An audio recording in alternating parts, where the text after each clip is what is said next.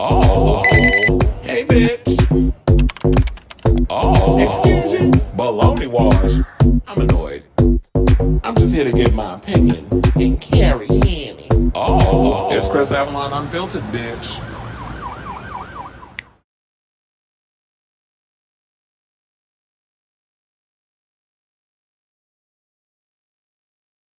Hey y'all, welcome and happy Friday. It's your boy Chris Avalon, and welcome to a brand new episode of Chris Avalon Unfiltered, a show we basically talk about all things going on in celebrity news, pop culture, hot topics, and then we may get a little political every now and again.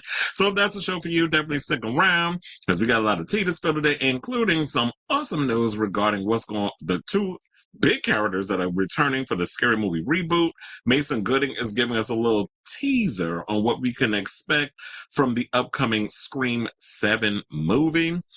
The Home Alone director is basically not here for a reboot of that franchise. Plus, I have some stuff because I'm like, since this topic came out today, I was like, this is a perfect time for me to bring up that Hot Ones episode with Macaulay Culkin and some things he said about Home Alone and Home Alone 2 and things of that nature.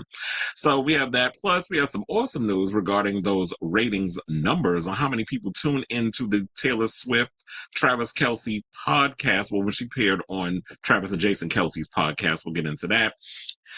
Remember yesterday we talked a bit about Beyonce and the controversy surrounding the Billboard list of the greatest producers of the 21st century. Well, the final five came out today, and I was thinking, damn, I should have saved that topic from yesterday for today. Apparently, we'll scroll through it real quick, but we're gonna bring up the top five.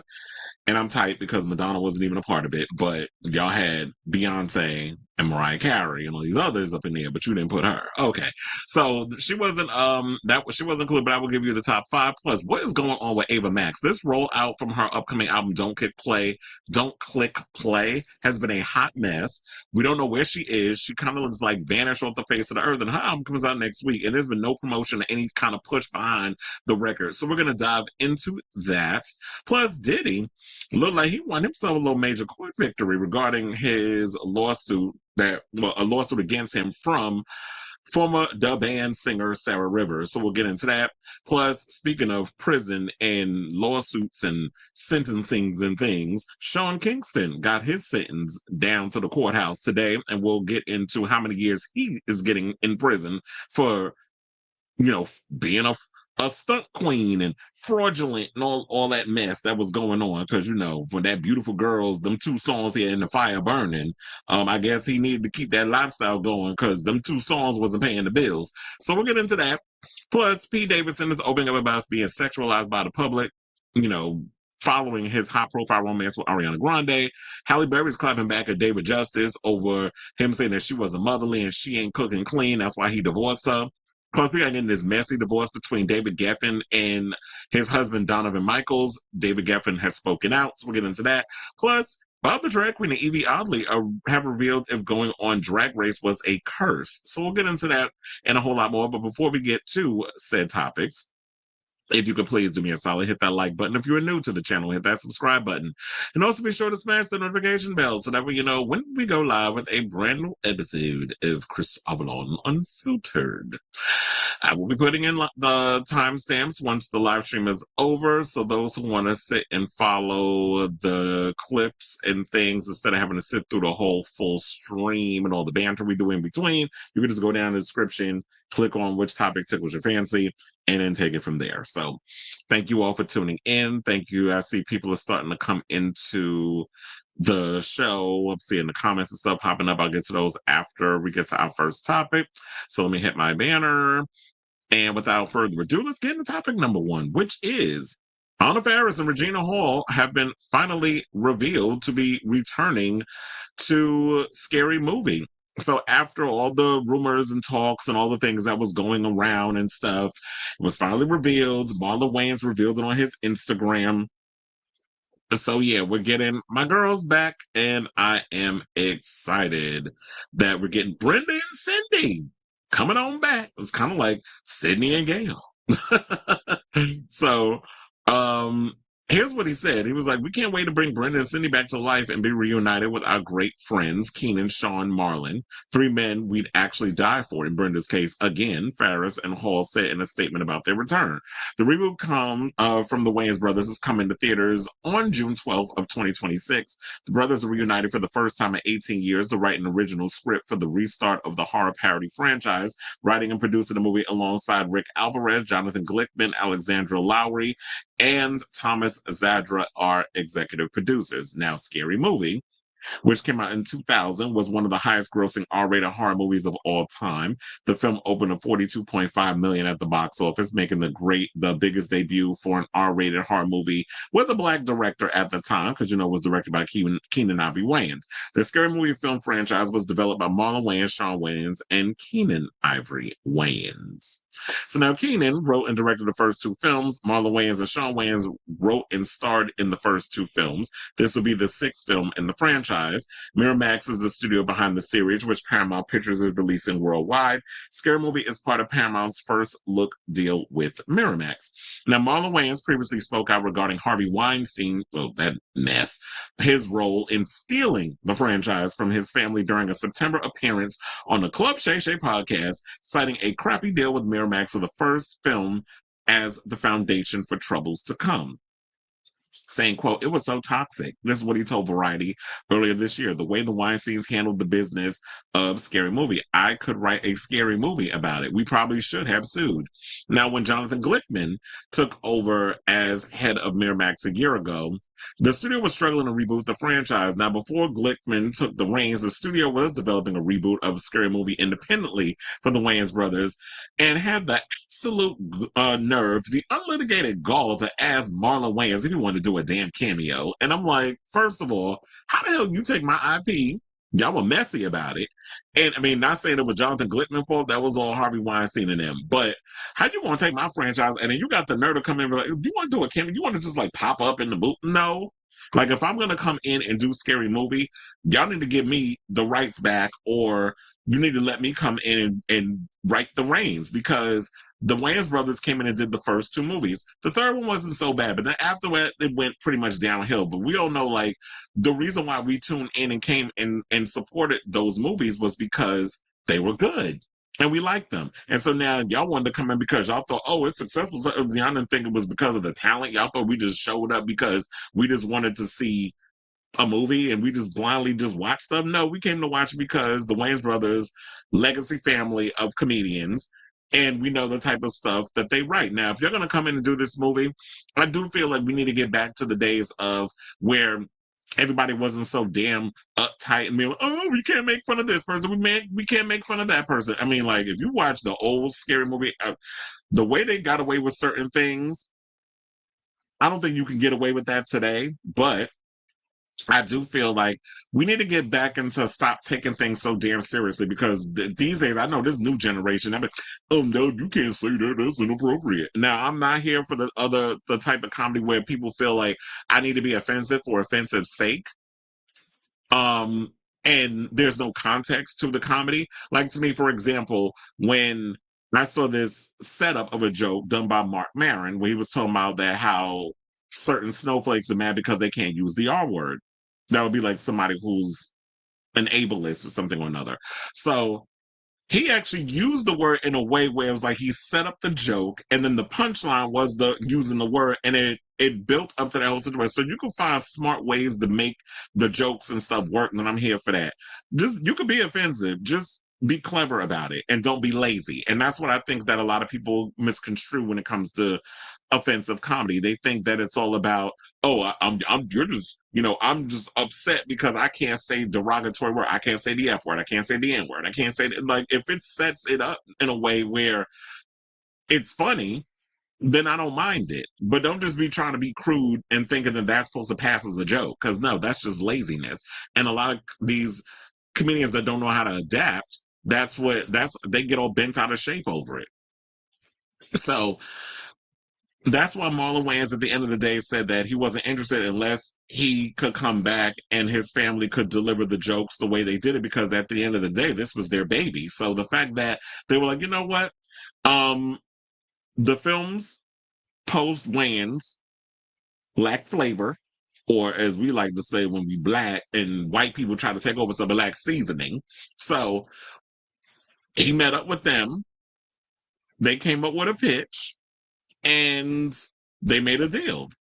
And then it said to sweeten the offer, he agreed to give the brothers more equity in the movies. Now it says you need to have some connective tissue with the original property. This is what Glickman told Variety about the deal. It gives legitimacy to a project so it doesn't seem like it's just a cash grab. And trust and believe, if we go and see this movie and it feels like nothing more than a cash grab, then you've already lost your audience. Like, we're not going to support the seventh installment. So you have to come in and really give them that essence of the original films, but modernize it for 2026 because that's when it's going to come out. Now, another thing that I'm hoping that they really sell this on, I mean, I'm sure that probably what they're going to do is they're going to be making fun of requels and reboots and the Babadooks and all these other movies and the Megans and all these other little popular movies that's come out in the past couple of years, the Miss Mars, and maybe they'll even throw. Well, I don't know if they'll put weapons, like make fun of that, but they'll all these little current what's popularizing like the horror genre now. I'm sure all of that will be thrown up in there, and they'll make it funny and all that other stuff. But I'm also hoping that what they do is that they kind of make fun of Scream and that whole controversy surrounding it. Being I think isn't it the same studio that's bought Paramount? So if they do that, that would be funny. And then also to ice it on the cake, have Melissa Barrera up in the movie. I mean, I don't know who they would have her play, but it would be icing on the cake for me if they could get Melissa Barrera. Like, I've been hearing the rumors and stuff regarding that she may be in the movie, she may not be. Who knows? But I would actually think that would be clever if they could put her in the movie some way, somehow. You could do it without Jenna Ortega. She's busy doing all her other stuff. But Melissa Barrera, who I believe does have some projects coming up, I would like to definitely see her in Scary Movie and then make fun of the whole Scream situation. And I feel like maybe if they did that, then these Scream people out here who are pissed off about the direction of where they're going and all still upset about Melissa Barrera and all that other stuff will calm their heels and take a breath and go touch some damn grass. So shout out to Anna Faris and Regina Hall. Glad to see that they're coming back for the film. It's be interesting to see where they're going to go with the film. So I'm looking forward to see what the Wayans brothers are going to bring to this reboot. So I say all of this to you. What do you guys think of this story? You excited to see that our girls, Brenda and Anna Faris and Regina Hall, are coming back to the franchise? And let's just hope the jokes is really funny. So let me know what you guys think. I mean, and you know what? And I'm like, you know what? Marlon Wayans on a roll. Like, he's been coming out with a lot of really interesting movies. I'm looking forward to seeing that movie, Him, that he's about to star in with Tyreek Withers. Looking forward to that one. I just saw the trailer again today when I went to go see Nobody 2, which I highly recommend seeing that movie. It was a fun, funny action movie. Good to see. If you like the director of The Night Comes for Us and a bunch of other films, he directed it, and it was good. Sharon Stone chewed up all the scenery as the villain, like she was very over the top with her performance, and Bob Odenkirk, of course, delivered as the guy, our main character. RZA was funny in it for his brief scene. Of course, seeing Christopher Lloyd, that was hilarious too. So definitely go see that. But I'm looking forward to seeing Marlon and him, and I'm also looking forward to seeing what the Wayans brothers are going to be, if they still got it with this Scary Movie situation. So let me know what you guys think of this story in the comments down below.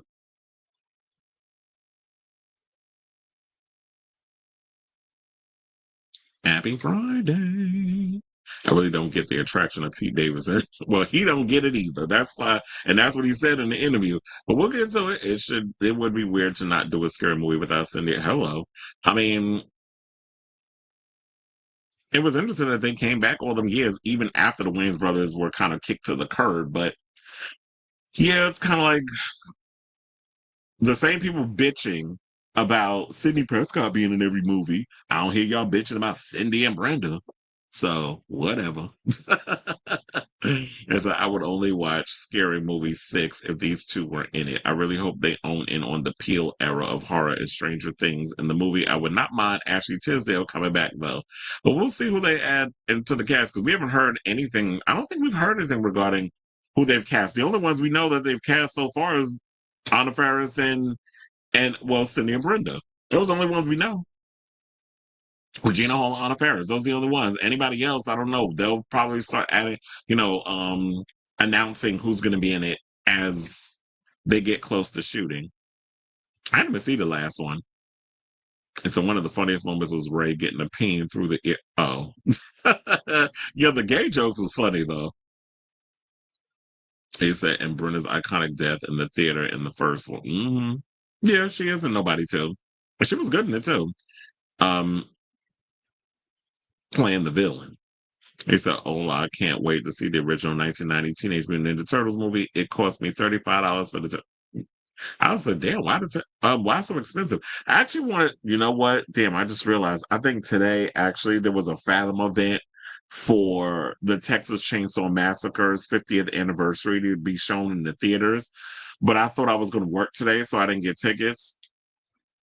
But it don't matter. I watched it the other day on Prime Video. They had the 50th anniversary version, and I sat and I watched it. So I was like, I don't need to go see it in the theater again. Although it would have been cool because I wasn't even alive when the original movie came out. So it would have been interesting to kind of go to the theater and say, because I always like when you see like original films and then you go to movies. Like I saw the original Teenage Mutant Ninja Turtles in the theater. Now, if they pull that out here, I'll definitely go see it in the movie just for the nostalgia effect. But I remember when I was a little kid, I went to go see Teenage Mutant Ninja Turtles in the movies. Oh, you said Olive Garden dinner. You said it's $17.50 per ticket. Oh, Fathom events. Yeah, because depending on the situation. And then I heard Adam Aaron, dumbass, they said they were going to be cutting down on the trailers and stuff at AMC. But guess what they talking about cutting? They're not even talking about cutting like the trailers. They're talking about cutting like, oh, don't talk in the movie theater and turn off your phone. I'm like, wait, those are the important things you need to play in there because apparently people need to be reminded how to have some kind of etiquette or class when you go to the damn movies. Although lately, when I've been going to the movies, everybody's been quiet, everybody's respectful, and it's probably because I go early. I don't go to like night shows or whatever, but no, 9 times out of 10, when I'm in the movies, people aren't really annoying. People aren't on their phone. People aren't talking. So far, so good. Every time I've gone to when I went to see Weapons, when I went to go see Nobody 2, when I went to see Superman, when I was seeing all the movies, like everybody's been on their best behavior. So maybe it's just people in New York, we don't play that unless you in the theater with a certain demographic of people. But it could be anybody because a lot of people don't know how to like not. But I've been in a situation where everybody's been on their best behavior. But yeah, Fathom events. I haven't done a Fathom event in a while. But yeah, they were talking about cutting down on the trailers. I thought we was cutting down on the trailers because I'm like, yeah, y'all need to start cutting down them. You could post like how about like 4 or 5 or maybe a push for 6? They be showing. I be feeling like y'all be showing like 13 trailers, like a 30 minutes of trailers before the movie starts. And to me, it's like, why are we watching all these trailers? 9 times out of 10, I've seen all of them on YouTube, and then some of the trailers, I'm like, you're not going to remember all the movies that's going to be coming out. So I don't understand the point of like all these trailers. Plus, I was like, I just don't get it. Why so many? Why so many? What's the purpose? It's like if a movie's supposed to start at 11, because that's the show time, why am I sitting there waiting till 11:27 to watch the movie? Make that make sense. But to them, it makes sense. They said Fathom Events gives you behind the scenes and remastered 4K. People always talk when I see movies. A couple of times people even, well, damn, well, because you're in Florida, so need I say more? Then in December, Arrow Video and Warner Brothers Pictures are teaming up to do the original live action trilogy. Aren't they also coming out with a new live action Teenage Mutant Ninja Turtles? It was like a Ronin version or something or another. Um, I could have sworn that I heard that they were going to be coming out with something like that. I definitely want to basically check that out when it comes out because oh, and then Freaky Friday, I heard. Speaking of which, because I'm seeing your situation, I heard that the original director was kind of peeved. He said that when they were making the film, he did raise his hand and was like, I do want to come back and do the movie and stuff, and they didn't hit him up. So that's what, yeah, that was another. It's like the long ass trailers. That shit is annoying. It really irritates me when they be having all them damn trailers because I'm like, it is totally unnecessary. But anyway, let's get back into the show. And let's talk about Mason Gooding, who recently just spoke out about Scream 7, because I think he has a new movie coming out, another one with, I think it's one of the Sprouse brothers. I think it's Dylan Sprouse. Because I told y'all the other day, just in passing conversation. It's funny how why I bring up stuff and then all of a sudden things start to pop up. Because apparently he did another movie, an action comedy or something with Dylan Sprouse, and we'll get into that in a second because it's in the article. So yeah, he's opening up about Scream 7 and all that good stuff. And it's after taking on the Big Apple, Ghostface seems to be heading back to the suburbs, according to one returning Scream star. Now, Scream 7 star Mason Gooding is sharing a small glimpse into what fans can expect the next time they meet it back up with Ghostface, saying, quote, "I'll say the movie is domestic. I'll say it's homely and unconventional." This is what he said. Gooding is 29, exclusively tells Us Weekly about the upcoming horror film. The actor who has played Chad Meeks Martin since Scream 5 also shared what it's been like to have creator Kevin Williamson behind the camera as director. From a creative standpoint, he is the dream because he created that world. So having a level of understanding of world building and in background and ethos of just the concept in general of Scream was incredibly gratifying and also led to a greater understanding of the lifeblood of the series as a whole. Now, Gooding notes that while Chad is just one piece of the greater machination of the universe, he still benefits greatly from Williamson's input. He added that as both part of the cast and as a fan himself, he believes people will find Williamson's participation an all-encompassing addition to the movies that can hit on all, because I realized they made a mistake. They said to the movies that can hit on all those tone, huh? And world building elements that you maybe hope for in a sequel or just a franchise in general. I'm like, y'all didn't proofread that before you posted that. But anyway. So now as y'all know, the movie first premiered in 96 and follows Sidney Prescott as she faced off against the infamous Ghostface. She starred in the cult classic alongside Courtney Cox and David Arquette, who portrayed journalist Gail Weathers and Deputy Dewey Riley, respectively. The movie's success led to three more Wes Craven directed sequels, which came out in 1997, 2000, and 2011. The franchise was revived nearly a decade later for Scream 5, which followed new protagonists, Sam, played by Melissa Barrera, and Tara Carpenter, played by Jenna Ortega, and their friends, including Gooding's Chad and his twin sister, Mindy, played by Jasmine Savoy Brown, who looked to Sydney for help when their own serial killer begins killing them one by one. Although Campbell was missing from Scream 6,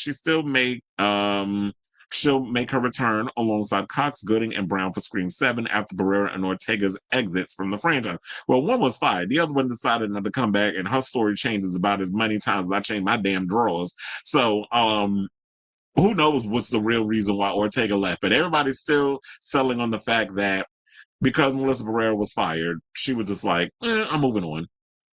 The seventh installment will pull a few other legacy characters back into the mix as well, with Arquette slated to return as Dewey alongside Matthew Lillard and Scott Foley, who both played Ghostface in the first and third films. Now, of course, with all of this being said, let's go back up to what he first said. Now, when he goes and says, "I'll say it's homely and unconventional," that's like, okay, now you're trying to use big words to make yourself sound like you saying something, but it feels like a bunch of word salad. I think based off of some of the photos and things that we've seen, but I guess maybe he's talking to those of you who haven't really been paying attention or outside of this whole Scream controversy bubble or all of the things like, when they were filming the movie or shooting the movie, I should say.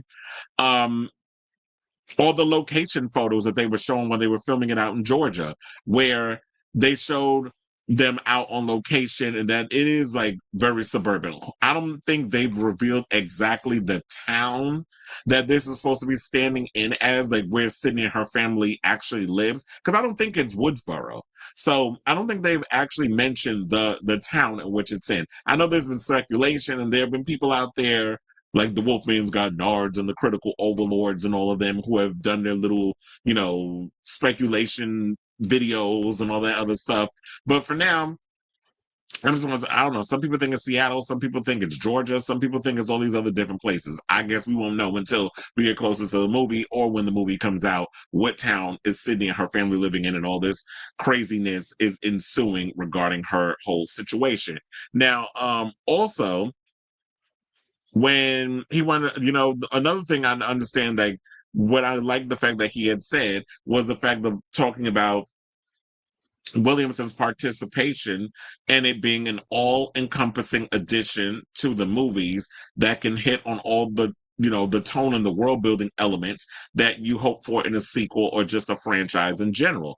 And I think he's saying this because he wants to ease everybody's mind because of all the controversy that's surrounding the movie. So the fact that when I wanted, the director of Drop, Christopher Landon, to come in and do it, I was really excited, when I heard Christopher Landon was coming on board.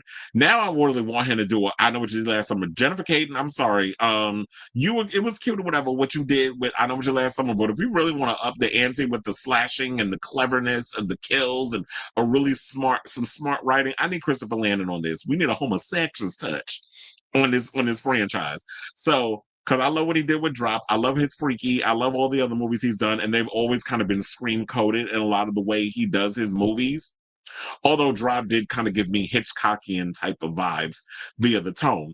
But now that Christopher Landon dropped out, because, a lot of the Scream troll. Well, I say Scream trolls because I'm not going to say fans. Real Scream fans is not going to be up in here doing all this extra BS. And y'all already know I'm not going to keep going through this. I am very much on the side of Melissa Burr. As much as I've been talking about Palestine and all the stuff that's been going on with the atrocities and what Israel's been doing, y'all know good goddamn well I stand on the side of Melissa Burr and what she had to say. However, when it comes to this franchise, I wasn't really liking what Radio Silence was doing with the franchise. Yeah, there were moments in their Scream movies that I enjoyed. I liked some of the kills. I liked some of the the bit of the chase sequences and things, but it didn't feel like it didn't capture the essence of what a lot of us hardcore Scream fans get from these movies. I don't think they captured it. So now having Christopher, now having Kevin Williamson coming back and taking over and putting and spraying his DNA all over something that he built, because he created the Sydney character, he created the Gail character, and I don't know how much of a hand he had in the writing. Hopefully he had some, because one of the guys that came back, I can't remember which one, but I think it's Guy Busick. One of the guys who wrote the other two is coming back to write this one. And I feel like he captures some of the essence of Scream, but them third acts for me have always been a kind of a disappointment, especially in Scream 6. That whole third act just fell by the wayside for me. Like, I was just irritated by that whole third act and how they revealed it and all the other stuff that was coming out. I was like, this shit is stupid. But I went for the ride. I watched it. It was cute that they all did New York via Canada, but I love the fact that y'all said it in New York, because it wasn't New York. It's kind of like with this new Spider-Man movie. I'm like, y'all shooting this in Scotland, trying to pass it off as New York. But I'm like, okay, whatever. We can tell when it's New York and when it's not. New York has a distinct vibe and feel to it. But nevertheless, I'm actually excited to see what's going to happen with this franchise, where they're planning on going with it. The only thing that's kind of been bothering me is kind of like all the stuff that, not even the rollout, because I can't call it that. It hasn't been promoted and stuff yet. But courtesy of the studios, when they started revealing that people who were supposed to be dead is coming back, like David Arquette, and he said he was supposed to be a surprise. And then y'all started bringing up Matthew Lillard, and then you started bringing up Scott Foley, and you started mentioning all these people that's supposed to be dead, and it's like, yeah, it's giving ideas of, is this AI or whatever? The whole Stu is dead, Stu is alive theory that the fandom have been floating around online for like damn near since he's been dead. So like damn near 30 years. So with that rumor and all this other stuff, it's like they're creating all this discourse and all this online stuff just because they're scared because of the whole reaction thing of what they did to Melissa Barrera. So they're just like revealing all these things so that way people don't lose interest in the franchise because they're fearing there's going to be a boycott. I just think at the end of the day, the people who are going to boycott are going to boycott. But the Scream fans are going to come out and see this movie because Sydney's back in the franchise. They want to see where her character is being taken. And then on top of that, people who love horror movies and are not paying attention to all this stuff that's going on in the industry bubble of, all the drama and stuff. People ain't paying attention to that. They're going to go see this movie. So, the haters are going to hate, or there will be those who hate that are going to hate watch it, but will be online talking about the movie is crap, and they're gonna crap on it and boycott it, and all it's like the stuff they did with Superman, which by the way is already available for digital release. So if you haven't seen Superman yet, you can actually watch it in the confines of your home for $30 if you plan on buying it. I don't know how much it is to rent, it's probably like 25, but you could buy it for 30.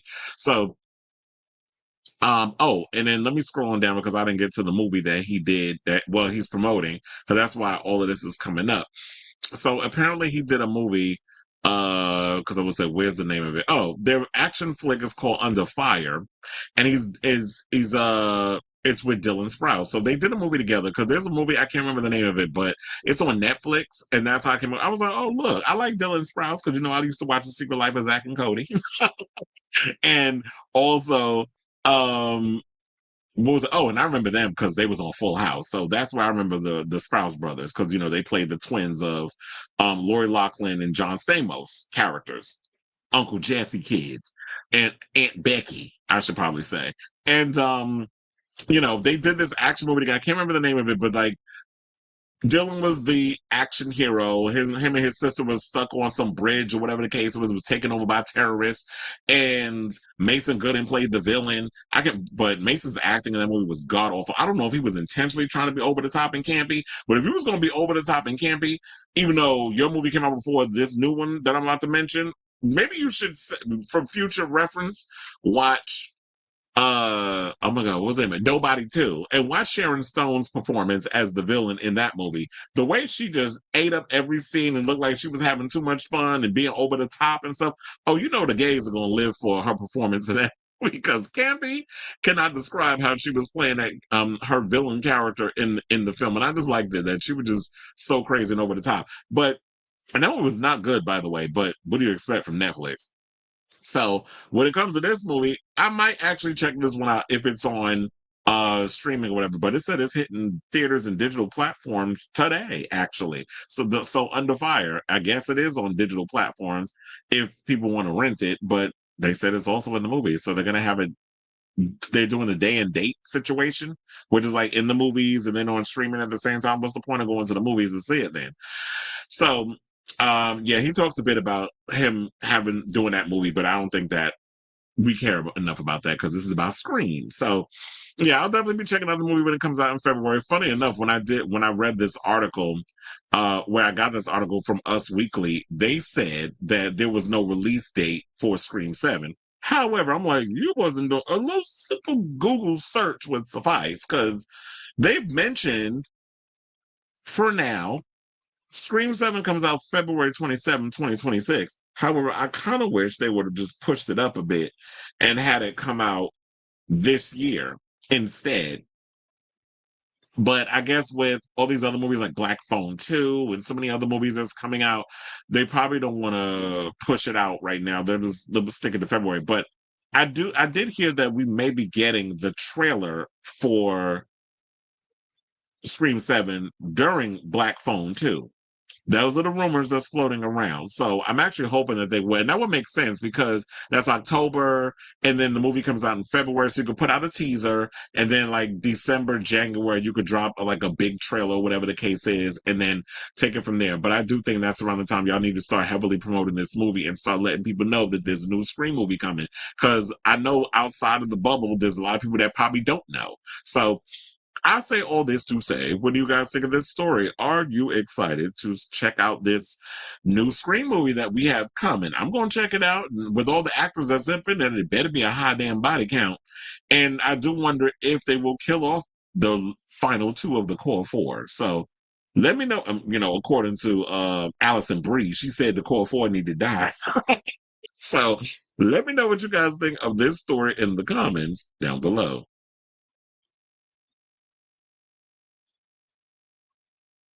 Let's see what the people are saying. You say, yes, Paramount Pictures announced Turtles is still important after the merger scared them. So, yeah, the merger. Well, you know what? Paramount has definitely been shelling out a lot of money. I'm here. They trying to get the Duffer Brothers, who created Stranger Things, to come over there and do business with them. So they're backing up the Brinks truck. After that big merger went through, they're really starting to dot all their I's and cross all their T's and get a lot of projects up and running. And they actually need it. Especially because, with Warner Brothers being the big winner of 2025 so far, like so many movies from Warner Brothers that have come out this year. Hold on, let me see if I can see if that pops up.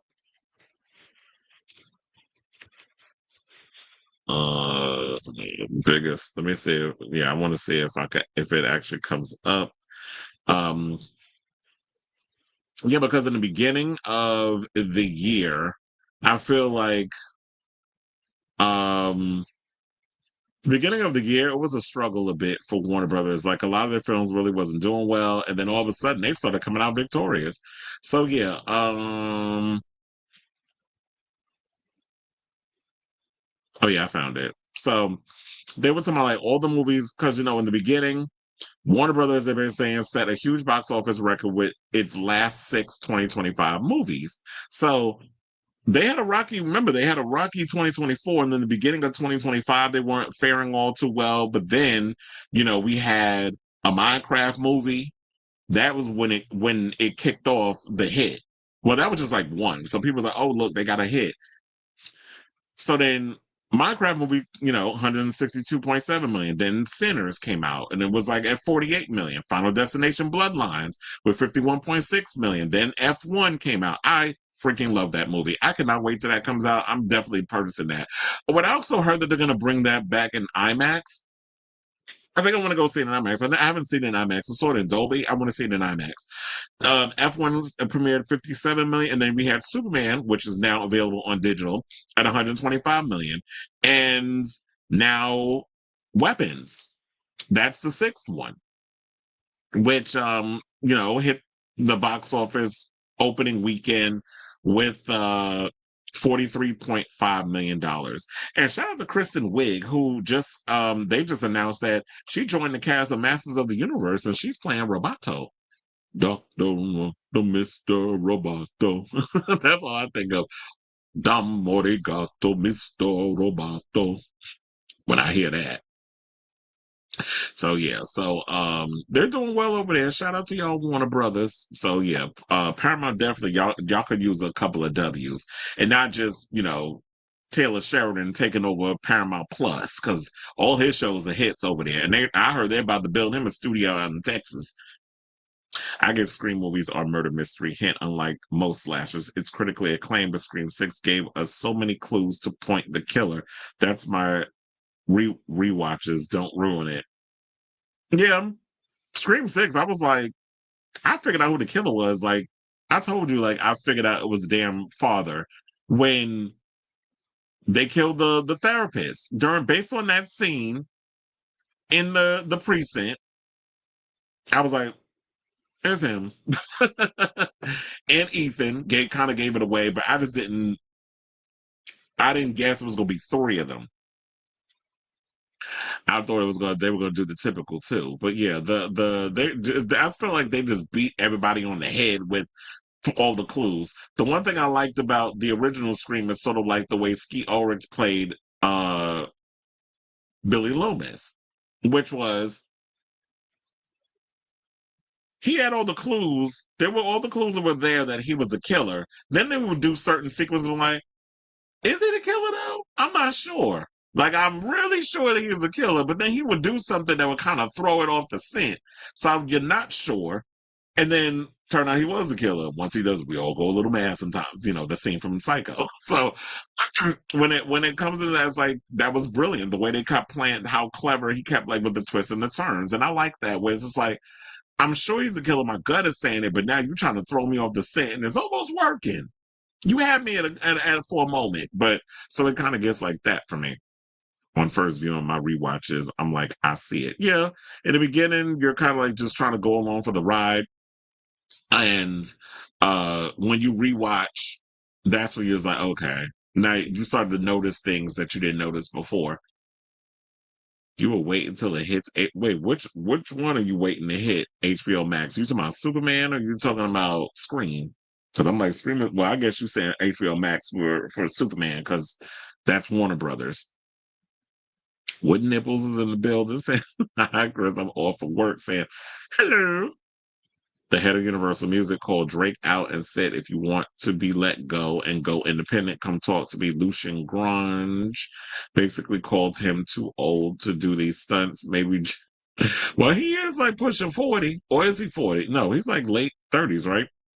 Yeah, he's doing too much. First of all, I would be petty as hell and be like, "I'm ripping up your contract. You are dropped." Like, that's what I would do. Like, go F yourself and go figure out how to, do your music and promote it. But then he's Drake. At this point, he don't need the big major label backing. All the stunts and shows you learn over the years, courtesy of the payolas and all the other stuff, the same things you accusing Kendrick Lamar or them of doing to Kendrick Lamar, you already know how to work the system. So use that to your benefit.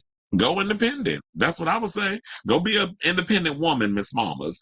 Throw them hands up at you. So I say do that. Yeah, that's why I was like, I figured you were mean as Superman. This whole back and forth with Drake and this whole UMG thing, it's so tired. But anyway, let's move on with the show. And let's talk about Home Alone, one of my favorite all-time, well, one of my all-time favorite movies growing up. So y'all already know one of the things that many things that I know a lot of people in the industry get irritated by. Not even, I wouldn't say necessarily the industry because it's all about turning a profit, making money. But I know a lot of the fandom, the things they get irritated about is the fact that y'all keep trying to reboot everything. All these old IPs, y'all keep trying to reboot it.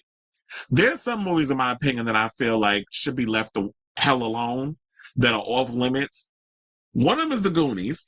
Although I've heard rumors that they're trying to find ways to remake it, even going as far as trying to bring back the original cast in some sort of way and kind of have it be like a legacy sequel of sorts where their past, I guess, is like their kids or that sort of thing. I don't see Josh Brolin possibly coming back to wanting to do that because, of course, where Josh Brolin's career is at this point, unless his kids will, do to him like Timothy Olyphant's daughter almost did to him when he was like almost passed on starring in that Beyonce commercial. She was like, "I will never speak to you again if you don't do that commercial." That is what she said, and because he said it in the interview. So, um, another movie that I feel like should be left alone is Home Alone because Macaulay Culkin is an anomaly. What he brought to the Kevin McAllister character cannot be duplicated. It cannot, especially when we know what Christopher Columbus, or Chris Columbus, we'll call his name is Christopher Columbus, but Chris Columbus is what he goes by. And all the people that were behind creating Home Alone.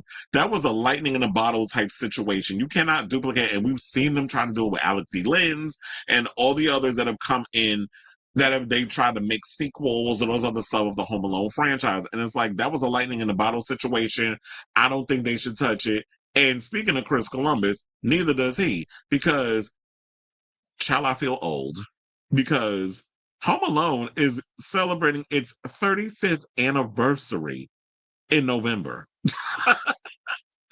That's all. I hate life because it's like time goes by so fast.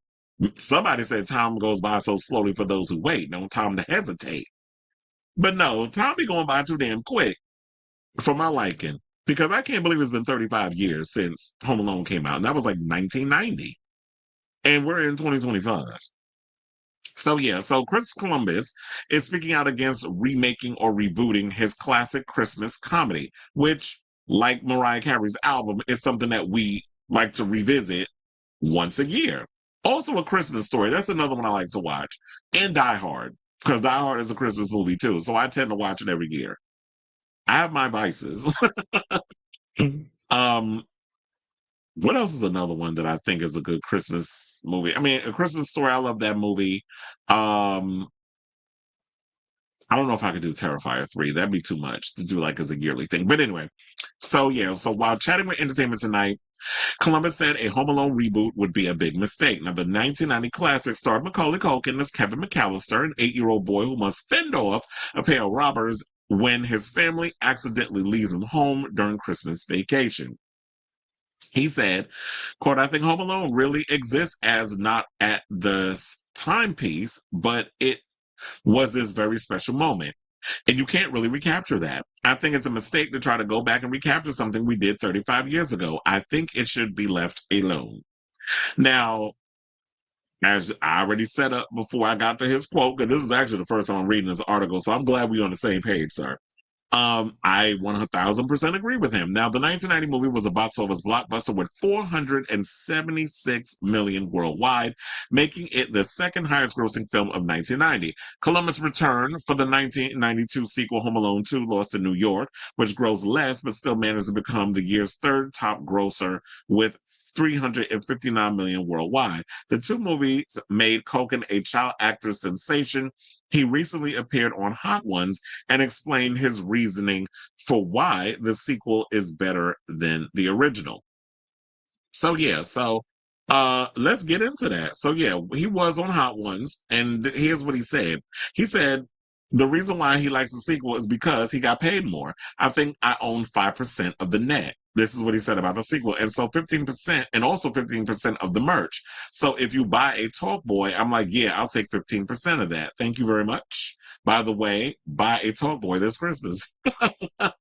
Now, he also said some other things. So, uh, I'm like, where is it? Oh, he said Home Alone was, is, and always will be a beloved global sensation. The reason families all over the world can't let a year go by without watching and loving Home Alone together is because of Macaulay Culkin. This is what O'Hara said. Catherine O'Hara played his mother. I know you worked really hard. I know you did, but you made acting look like the most natural thing in the world to do. Now, Culkin toured the country last holiday season with a nostalgic night with Macaulay Culkin, in which he hosted screenings of Home Alone, followed by a Q&A. At a stop in Rosemont, Illinois, Culkin went viral for revealing his co-star Joe Pesci actually bit his finger while rehearsing a scene in which Pesci's thief Harry threatens Culkin's Kevin, saying, he was trying to scare me, Culkin remembered. He was like, I want to be menacing to this kid. Now, rumors have long persisted that Pesci intentionally tried to make Culkin think that he was mean to as to better facilitate their on-screen dynamic, saying, that's what I heard. This is what he said on Hot Ones about the rumor. But, I can see why he was kind of like, I want to scare the kid. I want to be scary. I just remember kind of just sitting there, and he goes, how you doing, kid? And I go, I'm actually tired. I haven't been home in like 4 or 5 months. He goes, I haven't been home in 3 years. I was like, I didn't really realize this was a dick measuring contest. But yeah, I guess you beat the 10-year-old Joe Pesci. Now, Culkin also cleared up some rumors that have circulated the 1990 movie for decades, including how he used his improv skills in the film. So there is one line that people think that he improvised, which was, you guys give up or you're thirsty for more. And he said, no, he didn't improvise it. That was actually in the script. Now, the 44-year-old child, he and I are around the same age, who shares sons Dakota 4 and Carson 2 with partner Brenda Song, said, some of the dialogue during Kevin McAllister's trip to the store was improvised, saying, when I was at the grocery store, it's like, where are your parents? Why don't you tell me? And I said, because you're a stranger. That one he said was mine. I did a lot of that kind of stuff. Now, I think that's all he pretty much said on that. So if you guys haven't, and they also mentioned that the picture that y'all see of Buzz's girlfriend was actually a boy in makeup. And the reason why they did that was because the director didn't want a little girl to be the recipient of Kevin's disgust. But then again, we wouldn't have minded that, because when you're a little boy, you think girls are gross until you go through puberty. Or unless you go through puberty and you're homosexual. But for the most part, if you are a little boy, you don't like girls. You think girls are gross, they got cooties and all that stuff. Then you go through puberty and things change. So, but I get why he had to do that. It was like those spice up, those spruce up the comedy part of the whole series. So yeah, put a boy in drag and then they go, ooh, and make his little faces. But Oh, and I also wanted to say that Disney did try to reboot Home Alone in 2021 with the Disney Plus exclusive movie called Home Sweet Home Alone, starring Jojo Rabbit breakout Archie Gates opposite Ellie Kemper, Rob Delaney, and Kenan Thompson. Dan Mazer, who directed Dirty Grandpa, directed the film, which followed the plot of the original by starring Gates as a resourceful kid who gets left behind while his family is in Japan for the holidays. Reviews were not kind to the remake, perhaps proving Columbus's point, which is basically yes. And then Variety called the reboot sluggish and stale, saying Home Sweet Home Alone takes everything audiences loved about Chris Columbus's directed John Hughes pen original and turns it around on them. Mean-spirited, downright sloppy, and awkwardly unfunny. This rote feature reboot lacks holiday cheer. So yeah, that's what that is the fact that John Hughes wrote it, so no one can capture the essence of that film but what was going on in his mind. Chris Columbus's direction is also what helped it. And also, you can't find another kid like Macaulay Culkin. He was one of a kind. I remember when that movie first came out, I wanted to be Macaulay Culkin so damn bad. Like, I wanted to be Kevin McAllister in Home Alone. I was all about trying to booby trap my damn house. My parents would have killed me, but for the most part, I was like into that type of stuff. And I remember when the book came out of Home Alone, I would read that book religiously when I was a little kid. So Home Alone was like one of my, I just feel like that movie means so much to me that I would really get upset if they would remake it. And to me, Chris Columbus is absolutely right. There's just certain movies that cannot be duplicated. It cannot be touched. And no matter how you try to, how you try to look at it, something should be left alone. How about trying to remake the bad movies? Like, there's so many movies out there that have great concepts, but the execution was a mess. I feel like in this day and age, with the way technology has improved, there's plenty of bad movies y'all could look at and possibly reboot. Why would they do that? They want to just, nostalgia porn us to death with all of these, let's touch all the good ones. Let's touch all the movies that everybody likes and just make some stupid cash grab remakes. So I say all of this to say, what do you guys think of this story? Do you agree with Chris Columbus, who's basically said, yeah, Home Alone is an anomaly. It can't be duplicated. It can be imitated, but you can't duplicate it. So keep making them. They're going to flop, and it's going to prove his point. So let me know what you guys think of this story in the comments down below.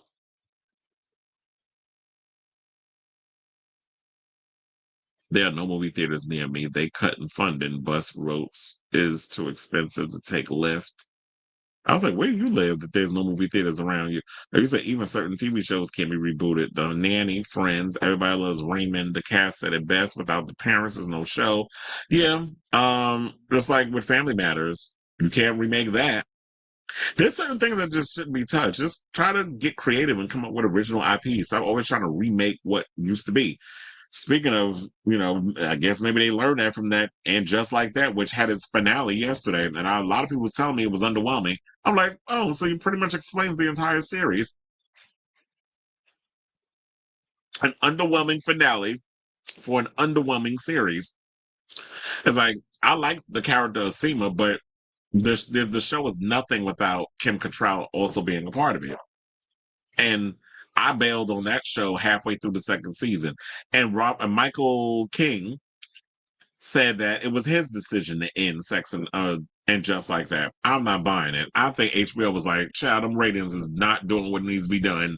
We're not giving you another season. We'll let you save face because we have a great relationship with you, and we'll let you take that L or, whatever. But we're not giving you another season. And plus, Patricia Fields not even doing the wardrobe. It would be like doing Friends without Matthew Perry. Yeah, and funny enough, Jennifer Aniston did an interview and said that they had pretty much mourned Matthew Perry a long time ago. Like, they were all aware of his addiction issues and all this other stuff. And I know a lot of people would jump in and be like, well, why don't you do anything? And it's like, what could they do? He has to be the one that wants to get himself together. You can do whatever you want to try to help an addict till the cows come home. It doesn't work that way. Baytown, Texas is a small city of 60,000, about 25 miles east of Houston. Oh, I'm curious to see what they'll say happened to Michelle Trachtenberg's character. Yeah, I'm interested too, because I saw those pictures going around of Sarah Michelle Gellar in her little red outfit and people making comments about it. I'm like, y'all ain't seen a lick of a scene yet. And y'all bitching about, oh, we don't like Sarah Michelle Gellar's red outfit. It's like, you don't even know what it's about. It could be maybe Buffy went corporate. And the fact that, because you know, like, when you watch the show, Buffy didn't even want to be the Slayer at points. So, but it kept pulling her back in. And now that they've passed her power, because each generation there can only be one, when they passed the power on with that spell that was done by Willow Rosenberg, and she passed the power on to all those girls. So there's so many other Slayers out here now. She could go off and leave the slaying behind and go live her life and be a normal whatever. I don't know if she's a mother or whatever the case is. And there'll probably be like some event happen where Dawn dies and it pulls her back in to the fold. So we'll see when the pilot, gets aired. Because I think they might be done with it already. They said Attica can only help themselves. Absolutely. That's how it be. All right, y'all. So now let's get back into the show. Let's talk about Taylor Swift because the reports have come out. We talked a bit about it yesterday. New Heights, the New Heights podcast, which is Travis Kelce and his brother Jason Kelce's show. And Taylor Swift went on there and used the podcast to announce the name of her 12th album called The Life of a Showgirl.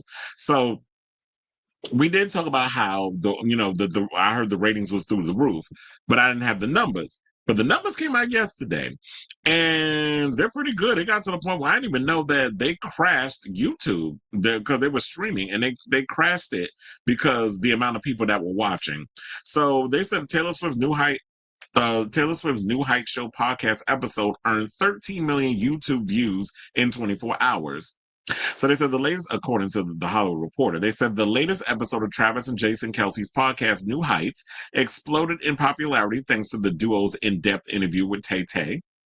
The pop mogul announced her new album, The Life of a Showgirl, and gave what might be her longest and most candid interview ever, clocking in at more than 2 hours. Now, Wednesday's episode has already racked up more than 10 million views on YouTube in less than 20 hours. The episode is already the most popular episode of the podcast ever, surpassing the previous number one, which had Jason's spouse and podcaster Kylie Kelce as the guest. And this doesn't count as the other ways a fan could consume a podcast. The rep for Spotify said the episode generated a 3,000% increase in new listeners for New Heights, and the number of female listeners jumped 618%. Comparing the YouTube views to podcast king Joe Rogan, he's been pretty much beat. He's not the podcast king, oh my God, what's the name of the political podcast that pretty much has beat him in the ratings where they're now number one? So Joe Rogan doesn't have, he's got a huge following, but his cachet ain't as big as they are here trying to make it. So they said the Taylor Swift episode would currently rank around the 50th most popular Joe Rogan episode ever.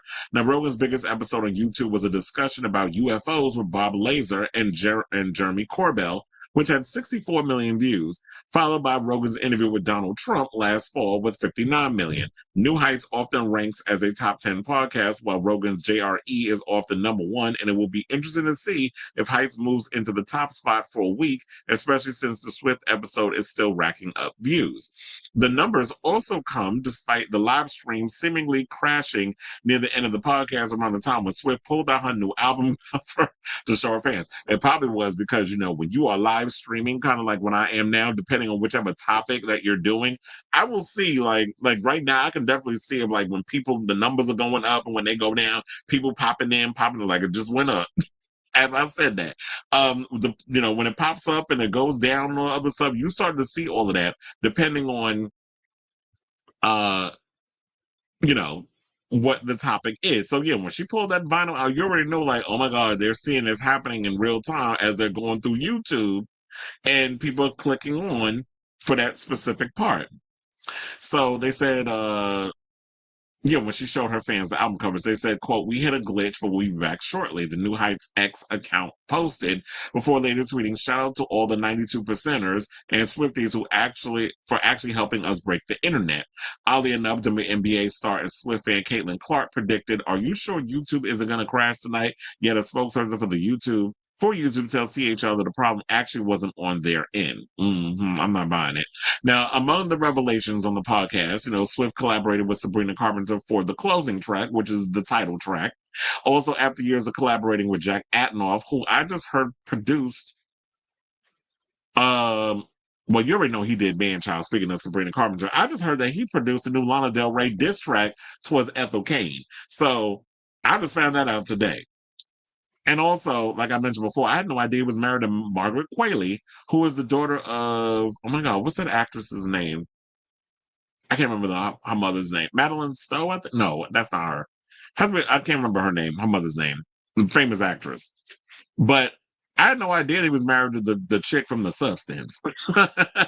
But anyway, I'm glad. Yeah, so after years of collaborating with Jack Antonoff, Swift reunited with Max Martin and Shellback, who previously worked with Swift on hits like Blank Space and Shake It Off. They did most of the 1989 album.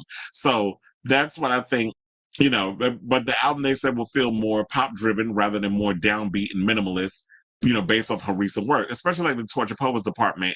And she even said, I'm only giving you 12 tracks as a 12 album. The 12th album, only 12 songs, is no bonus songs, which I think is great, because what she was saying with the Torture Poets department, she was like, I would just want to just dump all of like the 35 songs that came out. Yeah, she pulled a Drake and a Chris Brown. I'm gonna give you every single thought, feeling, whatever the case you want to know of what I was feeling and what I was going through, all in one album. And that's what they got. So I'm glad that it's like you got all these bunch of songs from the previous album. So you get all my thoughts and feelings and things, every emotion that I could think of, you got it in music form. But now with this new album, it says we're getting straight to the point. You're getting 12 bangers, and that's it until the next record. And hopefully after this, and this is no shade, that you actually take the time to kind of just put this album out, maybe do a tour. She probably will do a tour. And then keep it moving and take a break. I guess unless you have it in you to make music. Because I know some people, why she always got to come out with an album every year? Take a break, take a break, take a break. I'm like, if you're an artist and you love what you do and you have a passion for it, if the creativeness is pouring through you and the inspiration is there, why not get in the studio and make music? Why not release new music? There's no rules when it comes to when and how long you should take to release an album. If you have that tenacity within you to want to release something, put it out there. I mean, now with the way social media is, that's what you can do at this point. It's easy to get in the studio, make music, and just put it out there. So now they say it just comes from the most infectiously joyful, wild, dramatic space I was in my life. And so, I guess this was when, she was on the tour, and that feeling that she was getting when she was on tour, plus how happy she is in her relationship with Travis, and all of that is pouring, and all of that is in the album. So that's what y'all gonna get when it come out. So good luck to you, Tay Tay, and congratulations to the Kelce brothers for, getting her on their show. And instead of her having to go on some major show like an Extra Access Hollywood or one of those, or call her daddy, she went over there to the Kelces and gave them the exclusive and helped them not only break the internet, but shoot up in the ratings. Because to be honest, that was the first time and I'm sure it was probably a lot of people's too. That was the first time I've ever watched an episode of that podcast. And I have to say, I like a lot of the questions and that Jason was coming up with, and the way he comes across personality wise. So I say all this to say, what do you guys think of this story? Are y'all surprised that Taylor Swift not only broke the internet, but of course, she boosted the ratings of her boyfriend's podcast with what she did in regards of announcing the album, showing the album cover, giving the track list, talking about the process of making the record and all that good stuff. So I definitely want to hear from y'all. Let me know what your thoughts are on this story in the comments down below. All right, Robinson, I was watching Vanguard. They said liberal media is winning again, giving who's president in the U.S. Hassan Piker said the right one. Their media is unpopular now. It's because I will tell you this. TikTok so I've noticed has been suppressing a lot of political stuff. When I post my videos on Instagram, they blow up. When I post my political stuff on YouTube, they blow up. I've also noticed that I've gotten an uptick in subscribers when I do my little political segment. So the people here want to hear the real shit. They want to hear people like us who are not going to sit up in here and feed y'all a bunch of BS and kiss people behind and try to give y'all those Pete booty plug, lame ass, whataboutism talking points. Like, that's not what we're doing. You're on the wrong side, homie.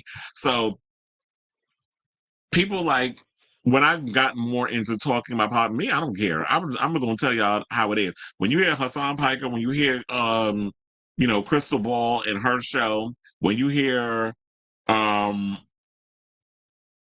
the others, Kyle Kalinske and all of them, Sabby Sabs, when they're coming out and they're really speaking the truth and what's going on both sides, and liberal media is actually out here really giving it to you, and not that stupid foolishness that's over there with Scott Jennings and all these idiots. What is that the lesbian Caitlyn Jenner, damn, I can't even say her name, Jillian Michaels, where they try to find the most controversial, ignorant people and they put them over there on CNN for their little stupid panel sessions. And all it is cross talking and who can say the most ignorant damn thing. So that way, here's why with Kevin and all these other places can have something to post on their Instagrams. So that way it could blow up and get us all riled up and pissed off, because people out here don't want to really give you the real on what's going on. So we're just going to give you a bunch of sensationalist crap so that way everybody can get all the infighting. You're not getting the actual information. This is why I don't even watch, like, CNN, you're a joke. You're MAGA light. MSNBC, you're trash. And this is why a lot of people have quit. The smart people have gone, like the Joy Reids and so many others have gone over here to YouTube and they're doing their political stuff. And not only that, a lot of people who were fired, they're starting Substacks and getting the information out there. Independence is the future. And I'm not talking about bringing over that legacy media, corporate media, way that you do stuff and trying to give it an independent media sheen. Because I see through that too. Like, a lot of y'all are so cut to corporate media that a lot of y'all still be bringing those same talking points over here. It's like, no, you're not a part of that anymore. You got to learn how to deprogram. And I feel like it's taken Don Lemon a while to deprogram, derez, like unplug from the matrix. That has been, that the way he's been spoon fed in regards of how he had to deliver the information and the media and the news and old ass news, when it's like, no, you get to tell people stuff in real time way faster than it is on legacy media, which I find hilarious. Speaking of not getting into politics, more into entertainment, they just hired Derek Huff to be the new host of Extra, so he's replacing Billy Bush. And I'm like, Extra still on? Like, what? Who gets their information from entertainment from Extra and fucking Access Hollywood and Entertainment Tonight? Y'all news be so damn old by the time y'all come on. It's like, and plus, y'all not even giving people real news. Y'all just talking about boring shit nobody cares about, but that's what they're doing over there. They can stick to doing what they do over there. Now, Universal Music Group lost a lot of money. They thought Ariana Grande would have a smash hit. Nope, because I already told you that latest album, Eternal Sunshine, was an absolute bore. She needs to get back to doing hood rap, Ariana. She needs to get back to that. And he said, but she's hitting and leaving music and refusing to tour. UMG lost close to $160 billion. I think her passion now is into film. The music business is an ugly, disgusting business. Now I think she's enjoying acting. Like, she has Wicked for Good coming out. She's about to do a new Fockers movie where she's playing Ben Stiller's son's new girl. So she's about to do a comedy. And I feel like she's starting to slide more into the acting. She might still dabble in music, but I think she's going to do it on her own terms. I'm excited for a new Taylor album. That was one of the first few times I sat through a whole episode of a podcast. um, Same, because I actually sat and watched the whole thing. Taylor Swift is their only hope. You trying to say that Taylor Swift basically boosted their ratings because nobody cares what the Kelces is talking about on their podcast? Ari just announced a mini tour. She's not leaving. Yeah, she's not leaving music. I never thought she would leave music. I think her passion right now is acting. A mini tour to come next year. Ariana never hinted at leaving music either, just making up ish. Are we fighting in the comments? All right, y'all. So now let's move on.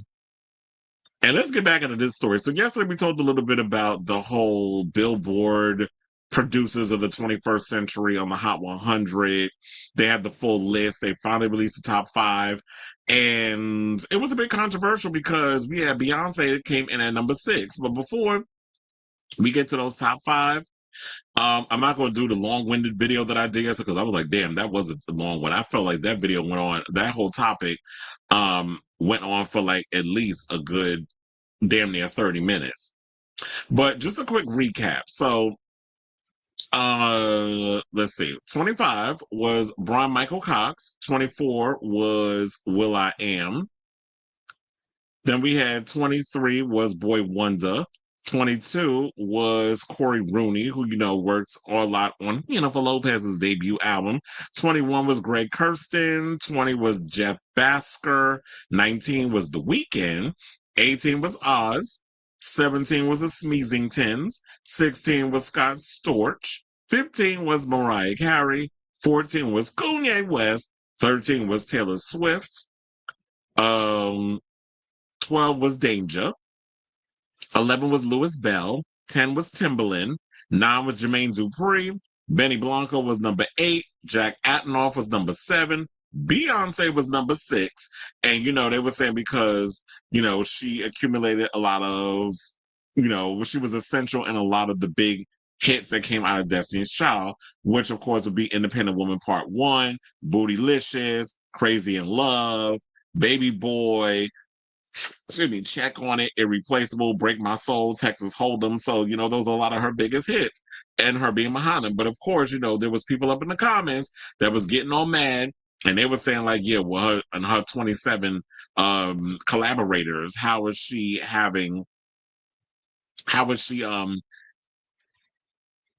where does she put in the time or whatever the case is to be getting this type of accolade?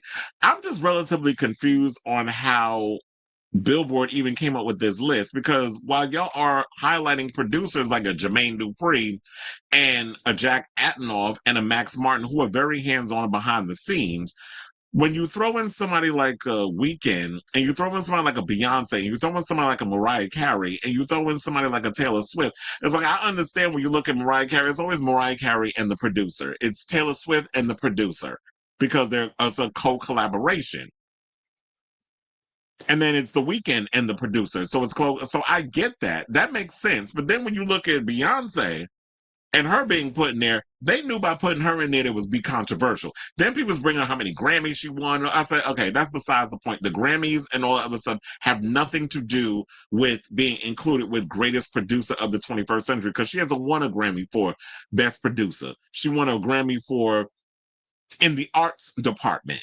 So when we're talking about the music and being the talent, that is where she's been winning a lot of her Grammys, not from producer. So I'm genuinely trying to sit here and understand what was the reason that they brought her up in here. So now I get, like, when you bring it up one artist with the producer because it's a co-collaboration. But then when you look at the liner notes and you see Beyonce with 80 people up in the credits, because I understand you got the samples and all the stuff. Which then again, and then someone was like vocal stacking. So I said, so we not putting Brandy up in there then? Because Brandy popularized. I'm not saying she started it or created it or whatever the case is, or invented it, but she popularized vocal stacking. And it all came up. So yeah, so one person, so I can reiterate this again, said, please take a breath and understand that being a producer is not about making a beat, because I had said something, I was being messy. And was saying, oh yeah, what beats do she make?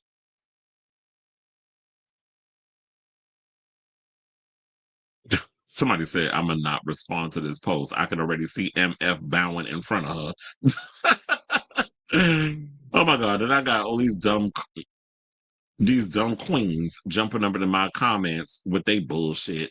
My producer isn't just about the beat. It also includes vocal arrangement, which she has been doing since DC. I know that. So her so when it comes to her producing, it's a lot about the vocal arrangements and stuff. So it's like, okay, so is that why? But that's not what they said in this whole situation.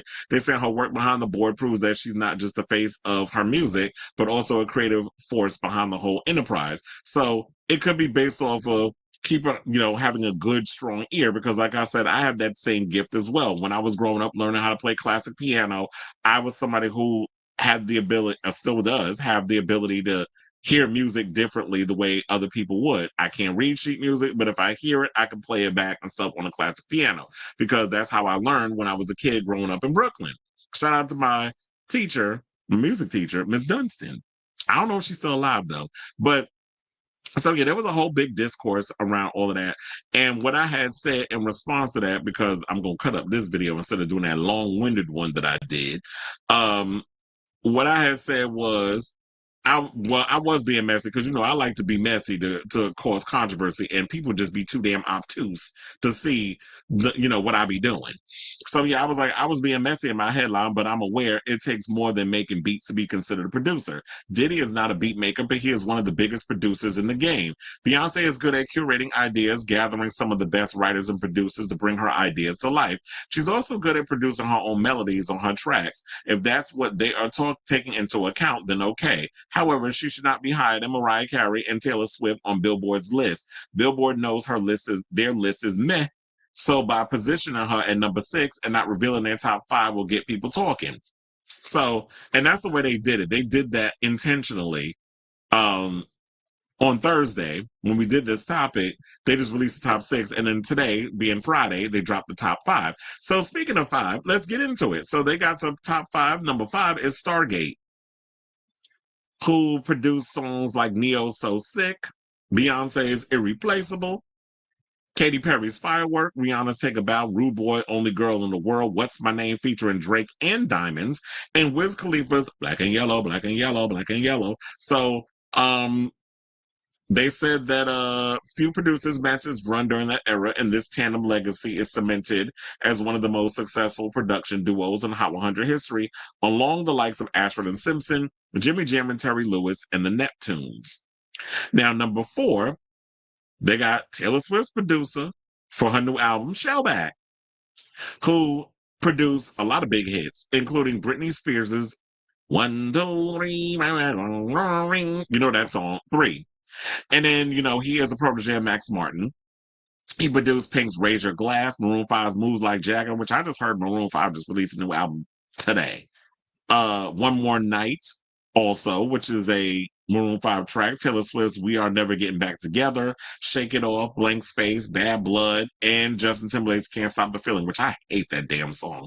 And then he has 9 number 1s. They said he's responsible for furthering the impact of Swedish producers in American pop, delivering anthems that still resonate. He has continued to work other big hitters in pop, including Adele, Ariana Grande, Katy Perry, Ed Sheeran, and SZA. And I don't understand why Katy Perry didn't just work with Shellback on 143 instead of working with Dr. Puke. Number 3, I'll tell you, this is about to get controversial, because first of all, it is absolutely disrespectful that y'all got Timbaland up in here, but you don't have Missy Elliott, and you don't have well, you didn't put Madonna up in there too, because Madonna is someone who's very prominent in co-producing her stuff with producers. But also, they didn't have Missy Elliott up in there, and you didn't put the Neptunes. How the fuck you put Timbaland but no Pharrell, or even the Neptunes? But Pharrell was producing a lot of stuff post, him and Chad. But how you don't have him up in there? We don't get to the list. Get through this list, but yeah, it's a mess, and this is flat out disrespectful. So yeah, now who do we say? I don't think, oh yeah, we didn't, I don't think I did say. Now number 3 is Circuit, who has pretty much produced Flo Rida's Good Feeling, Katy Perry's Part of Me, which I'm like, I don't know why she didn't work with him. You should have went with Circuit, or maybe he was working with Gaga at the time, because he did produce a lot of mayhem. So, and also he's a part of Ava Max, but we're about to get in that Ava Max story after this one, because it's a mess. So, he also worked on Miley Cyrus's Wrecking Ball. He produced Katy Perry's Roar, and like I said, Part of Me. Perry's Dark Horse, and Pitbull's Timber featuring Kesha, The Weeknd's Starboy featuring Daft Punk, Maroon 5's Girls Like You featuring Cardi B, Sam Smith and Kim Petras' Unholy, The Weeknd's Die For You with Ariana Grande, and Jungkook's Seven featuring Lotto. So Circuit is definitely that dude when it comes to a lot of the productions. He also worked on songs from Charlie XCX's Brat, and like I said, he did Lady Gaga's Mayhem album and also Rosé's Rosie. So Circuit definitely deserves to be on this list because he has come out with a lot of really good stuff. And you know, he had that Ava Max sound, which he pretty much gave to Lady Gaga, because I guess they were saying that if you're going to give it to second-rate Gaga, which quite as some people say Gaga is second-rate Madonna, then I might as well work with him on Mayhem. So now, number 2, I told you about to get controversial. They put Dr. Puke on here. So, but you know, regardless of the allegations, we cannot deny that he has largely defined pop in the late 2000s or early 2010s, thanks to an industrial output and bulletproof formula. Now, after co-producing Kelly Clarkson's Since You've Been Gone with Max Martin in 2005, he quickly became the go-to architect of maximalist top 40 hits. His credits include 17 Hot 100 number ones, Avril Lavigne's Girlfriend, Katy Perry's I Kissed a Girl, Clarkson's My Life Will Suck Without You, Flo Rida's Right Round, Kesha's TikTok, Perry's California Girls featuring Snoop Dogg and Teenage Dream, Kesha's We Are Who We Are, Perry's E.T., featuring Kanye, Last Friday Night TGIF, Britney Spears' Hold It Against Me, Perry's Part of Me and Roar, Miley Cyrus's Wrecking Ball, Perry's Dark Horse, Pitbull's Timber, and Nicki Minaj's Super Freaky Girl. So he's, you know, come out with he's got a lot of hits, even though, you know, like I said, all the stuff that happened with him and allegedly R-wording and drugging Kesha at a 2005 party, and they settled in 2023, but we can't, you know what, we can't sit and deny that Dr. Puke was an essential part of the 2020s, like the turn of the century, with a lot of big hits that we still bump to this day. Now, number 1, it is well deserved. It's Max Martin. So it makes sense that we would have him on the list because, you know, he gave us Baby One More Time with Britney Spears. He also gave us Pink So What, Kelly Clarkson's My Life Will Suck Without You, Spears' 3, Katy Perry's California Girls, Perry's Teenage Dream, Pink's Rachel. You know, they all kind of work within the same confines of each other. Like, they're all a descendant of, if you really think about it, a lot of these artists are descendants of, like, Max Martin. The Shellbacks, the Circuits, the, what do we say? The Dr. Pukes. They all are descendants of Max Martin, who's been around for a long time. He's like a vampire. So yeah, where was I? Katy Perry's California Girls, Perry's Teenage Dream, Pink's Raise Your Glass, Spears' Hold It Against Me, Perry's E.T., Last Friday Nights, and Part of Me, Maroon 5's One More Night, Taylor Swift's We Are Never Ever Getting Back Together, Perry's Roar, Dark Horse, Swift Shake It Off, Blank Space, and Bad Blood featuring Kendrick Lamar, The Weeknd's I Can't Feel My Face, Justin Timberlake's Can't Stop the Feeling, The Weeknd's Blinding Lights, and they said the number 1 hit on Billboard's Greatest of All Time Hot 100s song chart.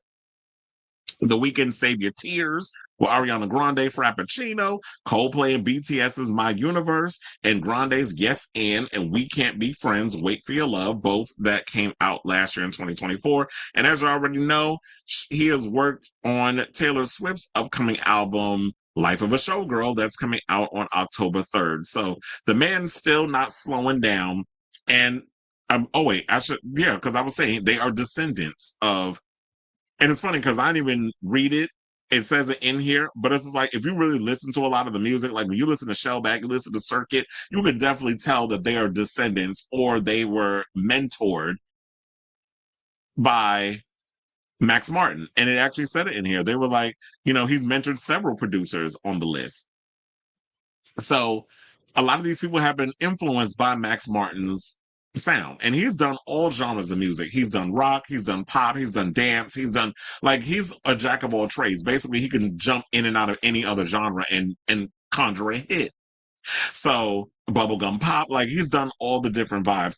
But I do agree. I mean, while this is a great list, I think it need to be more than 25, but I get it. It's the 25 years in. He had to pick 25 people. Some of these people on this list are, but for the most part, I feel like Missy Elliott was missing. She should have been in there. Mark Ronson should have been on the list. The Neptunes that's disrespectful because the Neptunes had as much hits, if not more, than Timbaland.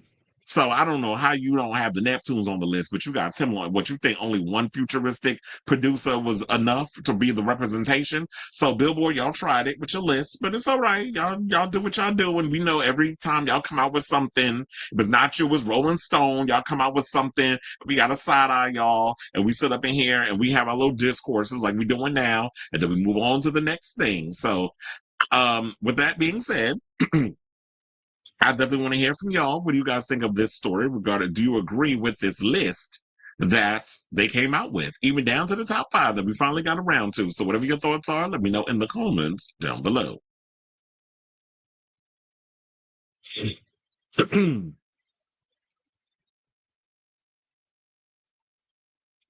I really don't get why Madonna isn't in there if they put exactly, but the list is a chop. They said, I'm surprised Dr. Luke was even mentioned on this list, but he's number 2 on the list. The number of times people have begged Kim to stop working with him, and Ethel just left his label. People don't like him. Well, he likes the trans girls apparently, because you work with Kim, now you're working with Ethel, or you were. I don't know what's going on with Kim. Is she still with him? Because I know she's been trying to do like a different sound. I don't know if he's still producer. Or maybe she thinking he can give her a hit. But girl, don't think you were exempt from the smoke.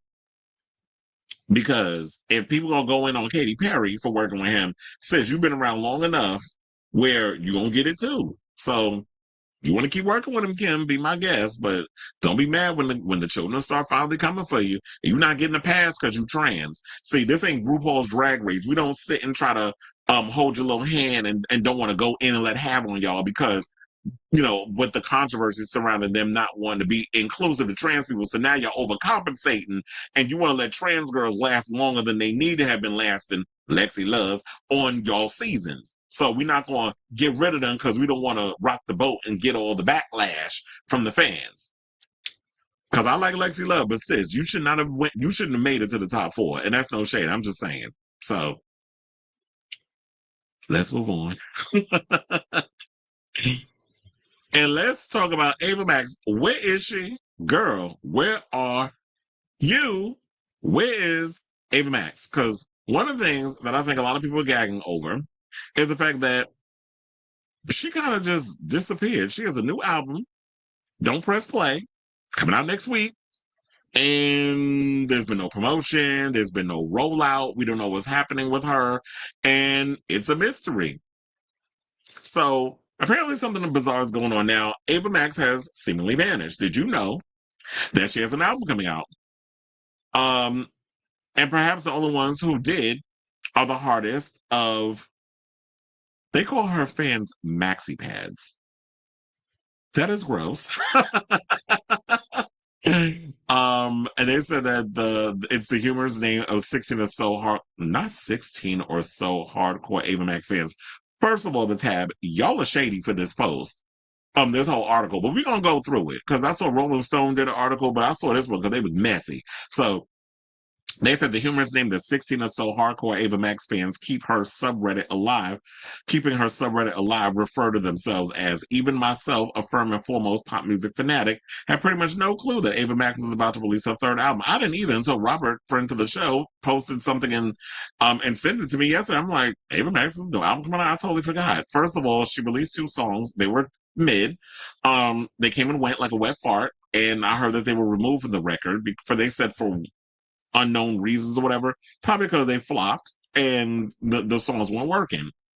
So they said, and if I, someone who very much stand a fair few of her songs in my time, and someone who attended a bunch of a brunch with Ava to promote her second record, Diamonds and Dance Floors, in 2022, had no clue, then it's not looking good for the general public. Ava Max is about to drop her third album, the unfortunately titled "Don't Click Play," and she's missing in action. She hadn't posted on social media since July 7th. She canceled the Don't Click Play tour 2 weeks after it was announced. So where the hell is Ava Max and why has she vanished mere days before her new album, Don't Click Play, comes out? That is a good question. It's like, where is Miss Farmers? So they said Ava Max, as you know, came onto the scene in the late 2010s with her breakout single "Sweet But Psycho," which is what turned me on to her. She had the little asymmetrical hairdo, which she has brought back, and you see it. She has the short hair on the side and then the long length on the other side. And I did like the "Sweet But Psycho" song. I was like, okay, it's a cute little pop ditty. And then she had this, her debut album came out. It was, you know, semi-successful, where she had a couple of singles that she's a decent pop star. She's not that breakout girl. She's not like up there with all your other like the Sabrinas and the Chapels and all these other girls. Like she's just, she comes out with something that's like, oh, it's Ava. She's there. She pops up, hi, I'm over here.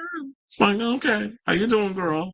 Cute little bop, cute little song, but we don't know you. So yeah, so then she had Kings and Queens, My Head and My Heart, and I think also another thing that has been an issue that people have had with her or have used as a way of mocking her is the fact that they feel like all of her songs are sample heavy.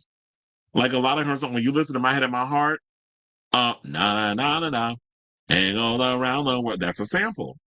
Kings and Queens, all of the queens, all of the, that's a sample.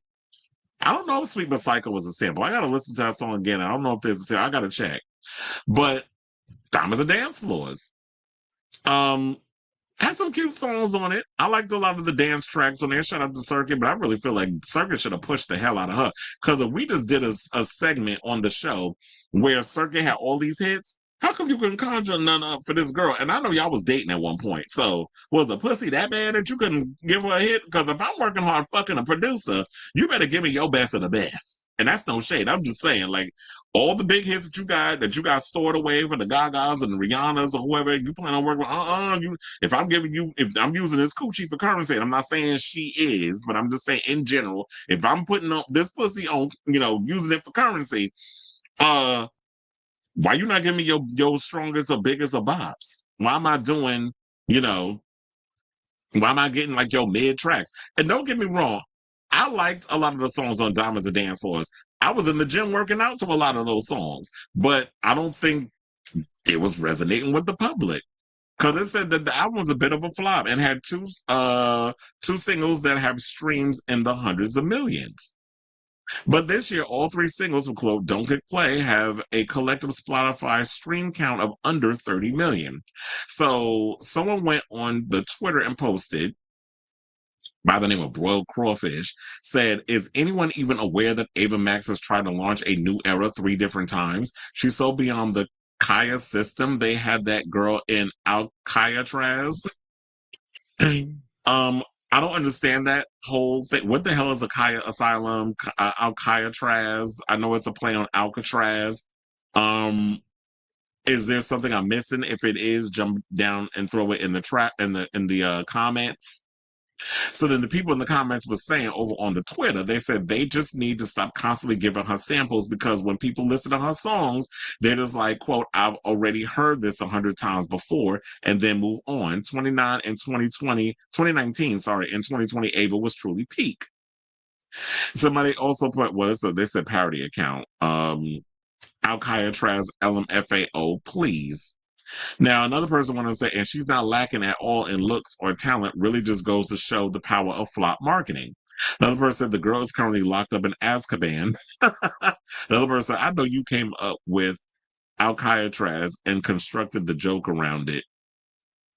And so, yeah, I don't get the whole Alcatraz, I guess. And then, so one person said this, They said she had a lot of potential back in 2018, but the truth is that she doesn't have the artistry, the drive, the personality, or the right team to be an A-list name. Everything about her is generic. She kept trying these feel-good anthems with DJs, and that's all she has to offer. And I do feel like, you know what, there may be some points to that, because when you look at Ava Max looks like just your random, regular white chick. I mean, she's Albanian, which is why. So she's up there with like the Dula Peeps, but you want to say, is that an Albanian thing? Because Dula Peep don't have a personality either. She's a pretty girl with a nice voice. I like her deep voice and how it gets raspy at times, but she ain't got no personality either. And I think in this day and age, a lot of the kids want authenticity. They want to know, like, can they relate to you in some sort of way? And you just sound like just some random chick that's just singing any cold generic dance pop track that anybody could sing. And I do agree, she doesn't stand out in that way. So I think that is one of the reasons why she's not resonating, because, like this person said, she doesn't have the artistry, the drive, the personality, or the right team. And it's like, that all comes hand in hand. I think that's also the reason why Tyler is flopping. But some people be like, oh, y'all just hating on her because she pretty. Come to New York. Anywhere you turn your head, you're gonna see a pretty chick. So if y'all thinking that's the reason why people are hating on Tyler Big Head having ass, then you missing the plot. You missing the point. That's not the reason why people don't like her or have an issue with her. Ain't got shit to do with pretty. Because pretty girls are a dime a dozen, especially in this industry. So they said, since the Kaya Asylum became a massive meme, you can always count on its transient residents, like Katy Perry and Dula Peep, being in there with its permanent resident since conception. Is that basically a meaning? I'm trying to understand when they're saying the Kaya Asylum. Is this because girls who are flopping, that's where y'all send them? So they said some of the Kaya Asylum's biggest jokes revolve around the eternal incarceration of Ava. This era has gone so badly, some say she's gone to Alcatraz. Or is that like when you trying out a new era or something or another and it's flopping, kind of like what Katy Perry did with 143, and then you had Dula Peep with her era, Radical Optimism, which I heard she's doing 4 days at the Garden. I don't know if she's gonna be able to sell all of them out. That I feel like that's a reach. Do the people have that many fans that she's gonna be able to do those many nights? I don't know. Well, we'll see when she gets here. So now they said also to have a major label out in a week. I mean, have a major label album out in a week and not be promoting it at all and over a week is truly mystifying. There are no TikToks, no Instagram posts. Before Rolling Stone acquired it, there wasn't even an announced track list. Even her fans are puzzled. She canceled her entire tour just 2 weeks after announcing the album, saying, pushing back my tour is the most difficult decision I've had to make, but when I perform for you, it has to be of a standard that I'm happy with, and it's just not there yet. Huh? And what is that? I've seen her perform. She's okay. Didn't one time when she was performing say she might throw a bottle in her head? A water bottle, I believe. And then she said, being on stage is my favorite thing in the world. In order to put on a show that you all deserve, I need more time. I promise you all it will be worth the wait. I love you all and can't wait to see you soon. I promise. And if you're going to come and do a whole live rollout, isn't that planned in advance? Like if y'all know the album is done, that y'all plan on conjuring and putting all this together, you just all of a sudden had this epiphany like, oh, I just need to take more time to put this tour together. Like if Katy Perry could put together her recent tour, the Lifetimes tour, with scotch glue and scotch tape and wig glue, and still give and serve the children out here with her show, which I was impressed with, even though she was getting mocked as all, for all hell over on social media. Then I saw the show. I'm like, this shit was not as bad as everybody was trying to say on social media. It was actually a pretty fun show. And the messiness was what I guess was the show's charm. Her personality sold it, which is where it brings it back to Ava Max when we said she doesn't really have a personality. So yeah, they have also saying that Don't Click Play is like a bad title that you're giving to an album where you're basically scrapping for streams and no one knows that she has an album coming out, let alone that she's kind of been flying under the radar. And they feel that people will certainly not be clicking play, mindlessly following their orders without even knowing what's happening. So what is happening? Some people think that is this some guerrilla marketing? Like, is this sort of like her doing reverse psychology with saying, don't click play, which will get you interested. Let me click play. Let me click play. So it's like having to use your tongue. Click play. It's like a tongue twister. Let me click play on this whole situation and see what the music sounds like. So this is like some reverse psychology thing. But I don't think that Ava Max, the way her career has been rolling out for the past 3 albums, her first 2 albums had to be delayed because of song leaks. The album leaked online. They had to do a whole quick overhaul. So delays had to happen because of it. This album is coming out next week. No promotion, nothing. Cancel the tour. They're probably like, because Diamonds and Dance Floors didn't do all that well, she's probably trying to follow whatever it is that they want her to be doing in the studio, and they're not happy with the record. She's just not delivering. It's like, yeah, there's girls out here that are pretty, great voices, but if you don't have that complete package, if you don't have a personality, if you don't have all that extra, if you don't have that joie de vivre, that je ne sais quoi, if you don't have all of that goes with coming with being a singer, you're just some random chick that's just getting up there with a microphone, looking cute, singing little songs. That's why they have karaoke. But if you can't embody what it takes to be a pop star on the level of a Beyonce, a Lady Gaga, a Sabrina Carpenter, and all these other ones, those who actually have personalities, then maybe it's just best that you just quit the business because it's not for you, or go independent. But I don't even think her going independent would actually help her, because I don't even think she has a big enough fan base that would care enough to follow her as an independent artist. So, um, yeah, I don't feel like she's in a position to be experimenting with this whole reverse psychology, don't click play situation. Like, you actually need to come out and find a way to promote this record. You haven't conjured a hit from it. You may be having label, but I'm thinking there's got to be some behind the scenes stuff going on with the label. So that's probably what's happening with this. And so I hope she's okay. Um, some people in the industry, y'all need to check on her. Make sure that, she ain't having a moment, because I believe this album has like 12 tracks. The playlist is the full track playlist, the track list is on my website if you want to check it out. But yeah, so that's all I got on that. But I definitely want to hear from y'all. What do you guys think of this story? What do you think Ava Max is? What's going on with Miss Mamas? How you got an album coming out next week and you ain't promoting it? I was so busy today. Speaking of albums, there were so many records that came out. Kaytranada dropped a new album. Conan Gray dropped a new album. And Allison Goldfrapp dropped a new album. And I listened to all three. Conan Gray's album gave me life. Shout out to him. He just produced, he had Dan Nigro, who, produced for, oh my God, what's her damn name? Olivia Rodrigo. Produced her stuff, produced for Chapel Roan. And I just love the fact that Dan Nigro produces music and it sounds so distinctly different when he works with other artists. So yeah, I love Conan Gray's new album. Loving, as I said, Kaytranada was giving Kaytranada. So, he experimented a little bit, but it was same old, same old.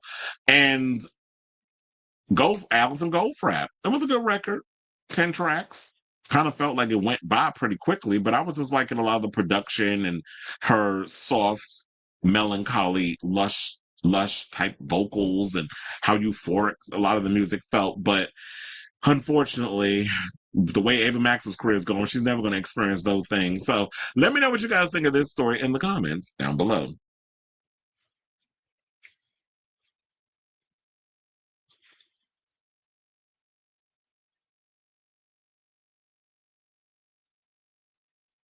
Not, why not just call them tampons?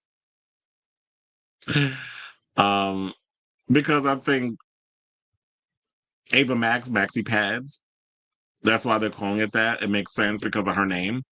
But that's kind of gross. It's like y'all y'all trying to come up with like the Beehive or the Rihanna Navy, or the little monster. Like, you're trying to come up with that, and it's like, ew. Why would you want to call yourself a maxi pad?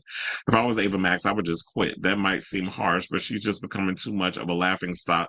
I got banned from someone's live for commenting to Ava Max's Akaya. Oh, well, thank you we have us having a Gen Z up in here. was explaining to me what Kaya is, because I'm like, Kaya, the only Kaya I know is the one that sang My Neck, My Back. That's the only one I know. Kaya is Gen Z slang for a flop artist, which originates. Oh, that's why I was like, the only one I know about is Kaya, My Neck, My Back. But Kaya was a one-hit wonder.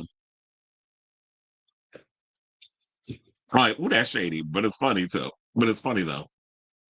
Buzzed dubs Kaya term as racist. Really? Some examples: Sabrina Carpenter got out of Kaya Asylum after she released Espresso, and Dula Peep has become a Kaya. Oh yeah, because for a while Sabrina's music was not hitting until she, her recent album. Then she finally broke through. The standard is non-existent. I'm thinking Albania has a code of keeping the personality to your family and be an actress as a celebrity like the 90s was. Rita Ora, BB Rexa, yeah, they're all like boring. They all void of person. So maybe maybe it's a culture thing. Because it's like, yeah, and when you look at Rita Ora, BB Rexa, Dula Peep, and Ava Max, they come out with good songs, but y'all careers is kind of like in the toilet. And you would think BB Rexa would have a damn personality. She's a Virgo. But they said nobody was going to click play in the first. But Vivi does have a personality, but her music, yeah, true. Her music doesn't really hit it for me. Miss Piggy said, Miss Piggy says, Taylor, all these showgirl call me. We got beef. I was born before you. None of you are showgirls. Well, look, I also saw people was trying to get slick and trying to drag Kylie Minogue into this whole anti-Taylor showgirl situation. And Kylie got online and was like, gave her blessing. It's like, that ain't Kylie. Kylie is not that type of girl. Now, she'll come for you if you try to trademark her name like she did Kylie Jenner. Because it was like, bitch, I'm older than you. Like, I'm pushing 60. What you're not going to do is because you are a infamous Kylie, that you're going to sit up here and try to trademark. It was like, I was Kylie before you were even born, before you were thought between your mother's dry ass vagina. So what you're not going to do is do all of that. So, the whole showgirls thing, I'm like, look, if the people really want to sue, the showgirls in Vegas could sue, because the Taylor Swifts, all these other girls out here making these comments, y'all didn't invent the whole showgirl aesthetic. Conan Gray's album was really intriguing. I liked it, and the second half of it reminded me of something from The Cure's Wish. Very whimsy. I doubt this will be his mainstream moment though. Yeah, I don't think it'll be his mainstream era either. I do feel like it's his most creative. It's his most inspired. There's a lot of really good songs on the record.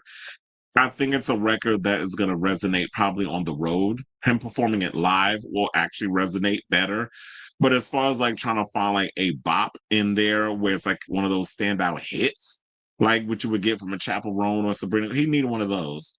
And I don't think that album gives it. It feels like just an album's album, not a album where there's singles on it. And I know he's been releasing songs and visuals to go along with it. And I know all of that works hand in hand because you need the visuals to go along with a lot of his writing, which I know this is his most personal record, especially when talking about relationships and his sexuality and things that he's going through as he's transitioning from a young boy into a young man. And that's in that sense. The music video single just dropped is the best one so far. I used to be a big fan of Conan when his debut album came out, but I stopped listening to him after. But he got me interested again. Yeah, because that last record, it was like he was trying to go more mainstream, and there was some bops on it, but I didn't really keep up with it as much. This album is good though. I gotta be in the mood to be listening to his new album though. Wishbone is what it's called. But anyway, let's move on. Let's back into the show. Let's talk about the Diddler, who, congratulations, Diddy. You got yourself a little victory. Because from what I'm hearing is that the judge dismissed 21 out of the 22 claims made against him by former Da Band artist Sara Rivers. So, according to new court documents obtained by TMZ, 21 of the 22 allegations against Combs and several co-defendants were dismissed with prejudice, barring Rivers from refiling them. The dismissed claims, including racketeering, adult assault and battery, forced labor, sexual harassment, and false imprisonment. The only remaining allegation filed under the Gender Motivated Violence Protection Act remains pending. The judge has postponed a decision on that claim, awaiting guidance from a higher court. Probably trying to understand what all of this whole situation is regarding the whole Gender Motivated Violence Protection Act. So I guess what they're saying, because based off what it's called, I'm guessing you're saying that he targeted you because you're a woman. Now, Rivers initially filed suit in February. She asserted that Combs subjected her to demeaning and abusive treatment while filming Making the Band 2. Her attorney, Ariel Mitchell, pointed to the show's infamous cheesecake challenge. Rivers and other participants were ordered to walk several blocks. First of all, y'all were in Manhattan and they wanted you to walk across the damn Brooklyn Bridge to get to Brooklyn. And that's a long ass walk to get him some cheesecake. That's what that was. So y'all talking about several blocks. That ain't how New York work. We don't do several and it's called several blocks. No, that would be a walk, sir, or whoever wrote this. But the whole cheesecake situation, if that's what she's charging, then why don't the rest of the cast charge him for that? Because she wasn't the only one that was subjected to it. All of them was. Babs, Bunny, Dylon, all of them was subjected to that. And then Diddy came out and started getting all up in their face about whatever because they was getting pissed about it. So if that was the case, then they all should have charged for that. Now, they also said that the suit alleged Rivers was forced to sleep in a shared open bay with 4 men, despite the fact that she was married, under threat of removal from the show. Now, additional accusations claim Combs deliberately dismantled her music group while profiting from her work and engaged in unwanted sexual contact. Alongside Combs, the lawsuit named MTV, Viacom, Universal Music Group, and former Bad Boy Records employees, including Combs' mother Janice and former assistant Farnsworth Bentley. All co-defendants were cleared of the 21 dismissed claims. Mitchell told TMZ that Rivers intends to appeal, saying, well, they said it was dismissed with prejudice, so I don't think you could appeal it. Said, we look forward to more litigation, specifically against Mr. Combs. The ruling comes amid a string of legal victories. This summer, he was acquitted of federal racketeering and trafficking charges. The last month, he successfully defended himself against another SA claim. So now, while Rivers remaining calm continues to linger, the dismissal of 21 allegations reinforces Combs' momentum in navigating both civil and criminal legal challenges. The outcome of the last pending claim could determine whether the lawsuit quietly concludes or reignites into further litigation. So you got your little big one. You still going to jail though, for them other crimes. And I find it funny that he's out here still trying to find any little stunt that he can do or any little loophole to get out of going to jail for these recent crimes. But sir, you're going to do your time. And even down to the whole alleged story that came out recently regarding him wanting to be a DV counselor. Forgot certain words you could say on the social media. Well, excuse me, the algorithms and all other mess. So the whole DV counselor stunt, we're not buying it and all the other stuff. However, with this situation, I was just like, okay, the cheesecake thing, yeah, I would dismiss that too. Because they always put up under that. And yeah, back in the day, we was watching the show. We were all we thought it was all for entertainment purposes. And I'm sure he probably thought the same thing. Although a lot of people said that Diddy was the type of person that liked to flex his muscle because of him being the mogul and wanted to see how far he could push you. And that was his way of saying, like, how bad do you want to be an artist? How bad do you want to be famous on TV? And of course, they had to sensationalize it more because it's reality television, which we all know is not reality. But you got your little victory. You can rest easy on that. But yeah, you still gonna sit up in the jail until your sentencing in October. So I say all this to say, what do you guys think of this story, the latest on Diddy, and the fact that he was able to finagle his way out of this case regarding Sara Rivers? I don't even think a lot of people side-eyeing her accusations and all this other stuff, feeling like she was coming across a bit opportunistic.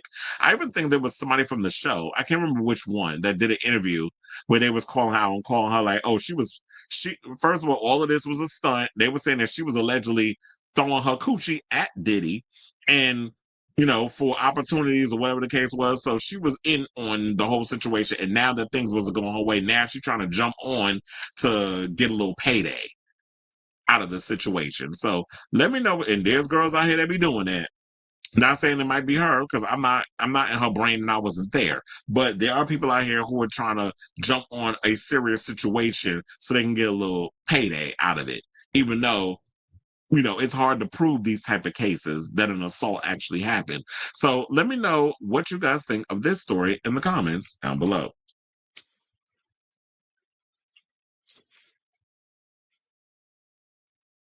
But a Conan can't say he goes down. I don't even think. Well, Colin Gray is not the type that would be that vulgar in his in his writing. He's going to be very demure and mindful and he's like sensitive. So he's going to talk about like his feelings and how a kiss made him feel and all this stuff. Who knows? Maybe down the road he'll get more mature with his writing, but he's not going to say that type of stuff. I was like, why are we talking about dessert? Did I miss something? Sometimes I'll be missing it. Like, what is going on? Anyway, let's move on. Get back to the show. And let's talk about Sean Kingston, who done got his sentence handed down to him today. So it looked like he about to go to jail over that $1 million wire fraud trial that happened down in South Florida. Apparently, well, you can see it in the headline. He got sentenced to 3.5 years in jail. I'm going to say don't drop the soap, sir, because that's a whole lot of ass they're going to be trying to get up in. So according to the Associated Press, Kingston apologized to U.S. Judge David Leibowitz before receiving his sentence and claimed he learned his lesson. Oh, you always learn when you get caught. While the attorney requested the ability for the musician to self-surrender in the future for health reasons, Leibowitz ordered him to be jailed on the spot. The 35-year-old singer, best known for his hit Beautiful Girls, and his mother, Janice Turner, were found guilty of fraud and conspiracy to commit fraud in March of 2025. Turner received her sentence, 5 years in prison and an additional 3 years of supervised release on Wednesday, July 23rd, according to reporting by CBS News Miami and NBC6. I wonder why she got more than him. Is it because Miss Mama's been out here doing stunts and shows long before, and maybe this is something that is a learned behavior and Sean went along with it? Or it could have been that Sean was someone who was famous, so it was easier to kind of do all of this under guise of what he was doing, so you can do a little fraud and all that other stuff while he was, being the pop star that he is. Or I should say was. Now, speaking to the judge in court, Turner pleaded no for mercy, saying that she was trying to keep my son afloat in the difficult industry and alleging that Kingston was used and abused. By who? And you were trying to keep them afloat. So this is why I tell y'all there'd be mad fake out here, that a lot of these people out here be trying to flex and be trying to act like that they living beyond their means and they got all these expensive cars and stuff. Me, I ain't got time to be out here faking it. I'm just gonna be like, in person, I'm gonna make you look like that I'm looking good and everything. But behind the scenes, I'm gonna be working hard to make sure I can get to a place where I could be financially successful. I'm not gonna sit up here and try to floss, because I think people get so caught up in the superficiality of this business, which is why I think that she was saying she was trying to find ways to keep her child afloat in the difficult music business, especially when you got only 2 damn songs, Beautiful Girl and that Fire Burning track. So then they also say after her sentence, NBC6 noted that Turner is at risk of being deported to Jamaica. It's not clear when that will be decided. So she's here illegally, and they're about to do her like they did Joe Giudice. Because remember, when he went and did his old federal crimes and stuff with the fraud and all that, same thing with Teresa. But Teresa was born here, I believe. As soon as he got out of jail and went to the halfway house, all that other stuff, they deported him to Italy.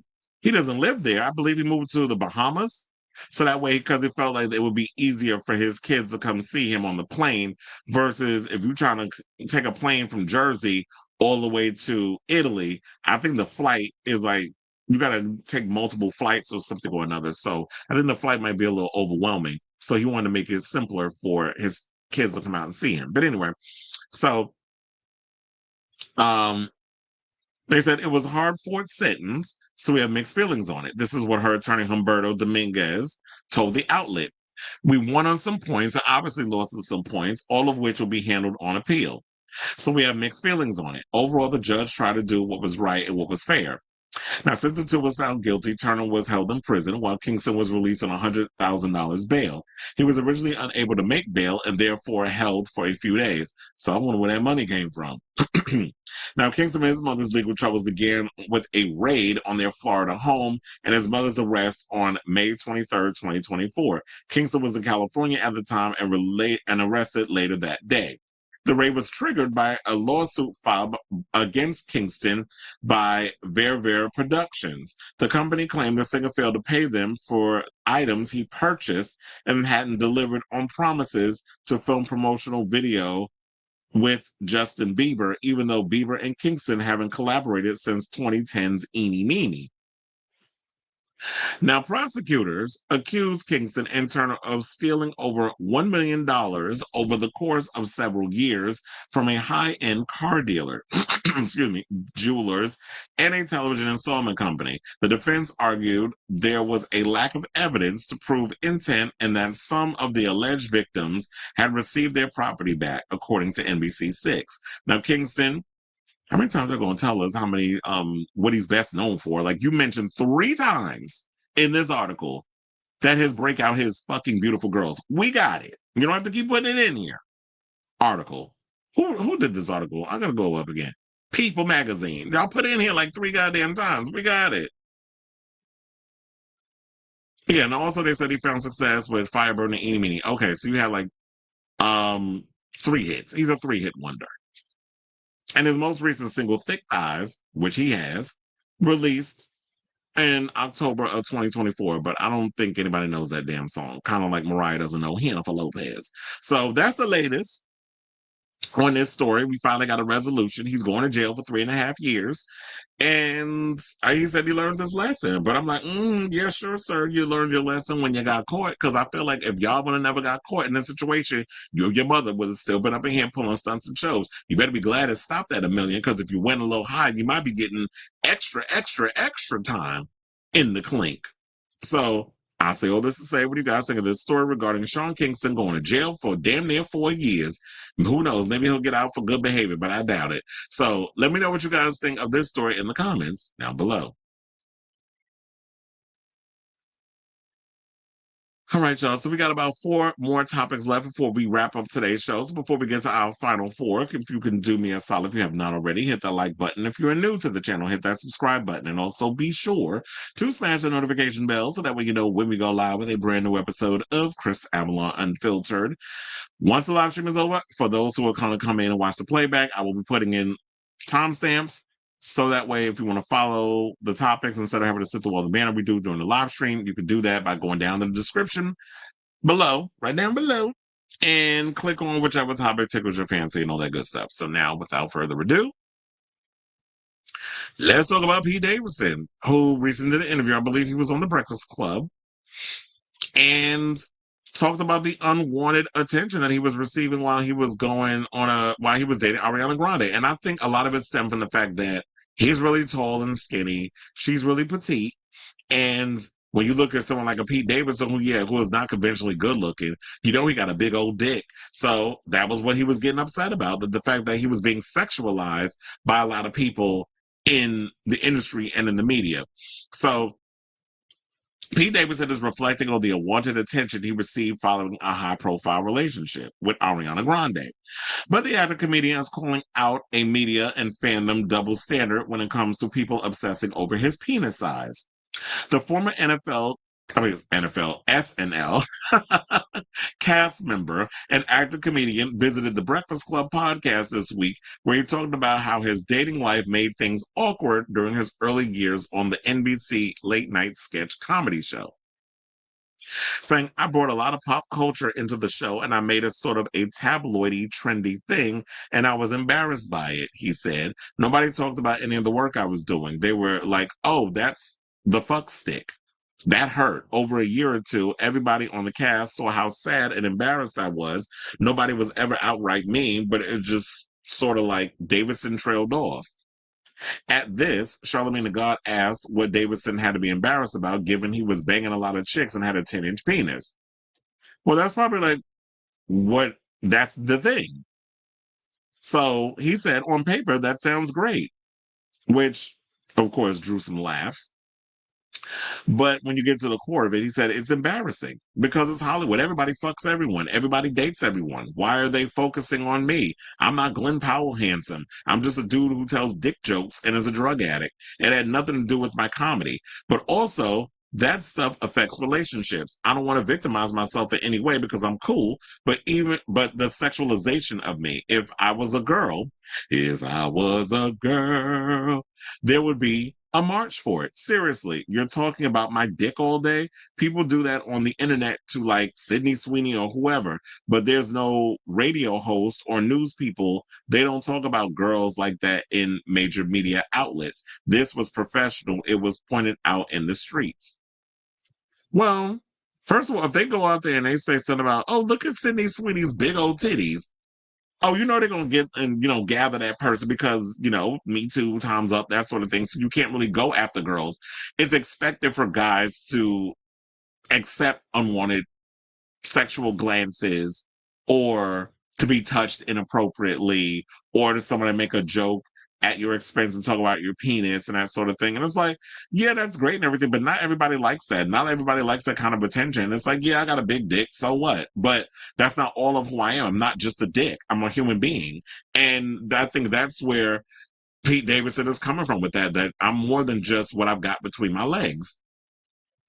So Davidson also said that this tragic nightmare began when the news outlet became the first to enthusiastically brand him as having BDE, which I know is, what that is, as a way of explaining him dating Ariana Grande, who he says was perceived as being out of my league. Well, if you ever looked at the type of men that Ariana dates, Pete Davidson definitely fits in that category, especially that current one she's dating, who I heard is going to be on that new. I think he's going to be on either on Gen V, which is the spinoff of The Boys, or the spinoff of the spinoff, because they're coming out with a Vought series. But I think he's on the Gen. I think he's on Gen V, the one that was in Wicked with her. And if you look at Mac Miller, when you look at a lot of the guys except Big Sean was the cutest one that she was with. And her husband was kind of conventionally attractive. But if you looked at the type of guys that Ariana Grande dates, she does date guys that would be considered unconventionally attractive or just not in the looks department. But I think that's what Ariana, I think, is in the personality or there's things or people that make her laugh. It's not always about, okay, I got to have the hottest person on my arm. I have to have the most handsome man because a lot of those people that are like that are like conventionally exceptionally good looking are all about themselves. So then it said Davidson claimed the publication was the New York Times, but it was New York Magazine's The Cut in 2018. Well, New York, same shit, different toilet. Later, somebody confirmed it. He said while adding he didn't know if the 10-inch claim was precisely correct. Well, I guess he's saying because he never measured. Now, Davidson said he's received plenty of opportunities to sponsor products that played up his physical reputation, like big dick sandwiches, and that he turned them down until the female targeted clothing company Reformation came up with an intriguing pitch earlier this year, branding him the brand's official boyfriend, along with photos of Davidson lounging in underwear. Now, Davidson first got sober in 2017 and again entered rehab in 2023 and 2024, also noted that he came to the realization that he wants to find acting roles that play against his perceived type, which is that if I want to be taken as seriously as an actor, I got to step it up and really challenge myself. So I don't know if he really challenged himself with that Prime Video heist comedy, The Pickup. But if that's your idea of challenging yourself, you need to push yourself a little more. Like go a little more go less what you've been doing with doing the same character over and over and over again. Go less Dwayne Johnson and more Dave Bautista, if you will, if you get the reference, because Dave Bautista really pushed himself. He was somebody who people thought like, you're not a good actor, you're not this, you're not that, but he's really somebody who's gone out there and really put in the work and really pushed himself to become a very respectable actor. And I've been saying that before. All of a sudden, everybody jumped on the bandwagon. That Dave Bautista definitely is a force to be reckoned with. Is really showing that he has the chops. If you really put your mind to it, you can really push yourself. So I feel for Pete Davidson. Like, I get it. You get a lot of attention. You have a lot of girls that'll be throwing themselves at you based off of, oh, they've been saying he got a big one. Oh, I want to try some of that. But it's just like, what you thinking? I'm a whore and I'm just going to be sleeping with everybody and anybody. Not everybody likes that type of attention. I totally get it. It's just like, I like being a comedian and all this stuff. But you have to realize, like, comics and stuff, they're deep, tortured souls. And they're also the most insecure. Like, artists are one of the most insecure out of, if you're going to get in this type of game as an artist. It's like, yeah, we do all this exterior stuff and we perform and do those other things, but deep down, we're just sensitive about our shit. So shout out to you, Pete. I totally get where you're coming from with all of this. So I say all this to say, what do you guys think of this story regarding what Pete had to say with all the unwanted attention he was getting in regards to Ariana Grande? And I'm sure he was thinking about a lot of what she had to deal with in regards to all that people were saying about him while they were in their relationship. And I do kind of wonder because I don't know if the Breakfast Club even touched on that. Because I would have touched on, like, if you're saying that, are you saying that was that part of the, the catalyst to what caused your relationship to kind of disperse? And is that what got Kim Kardashian all of a sudden to go white? Because, after you taking all that BDD, big dick, big black dick, or BBD. Now you gotta, now you had your coochie scratched by all that black meat that you gotta run over there to the white meat. Cause she was running, when you running through all them damn people in the industry, you gotta keep, running horizons. So let me know what you guys think of this story in the comments down below.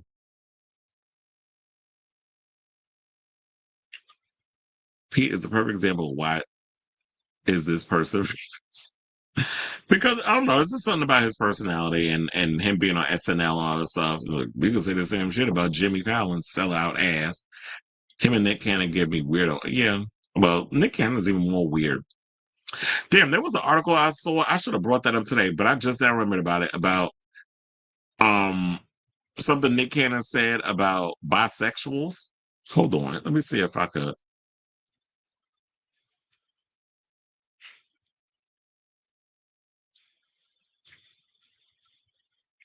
Yeah, there was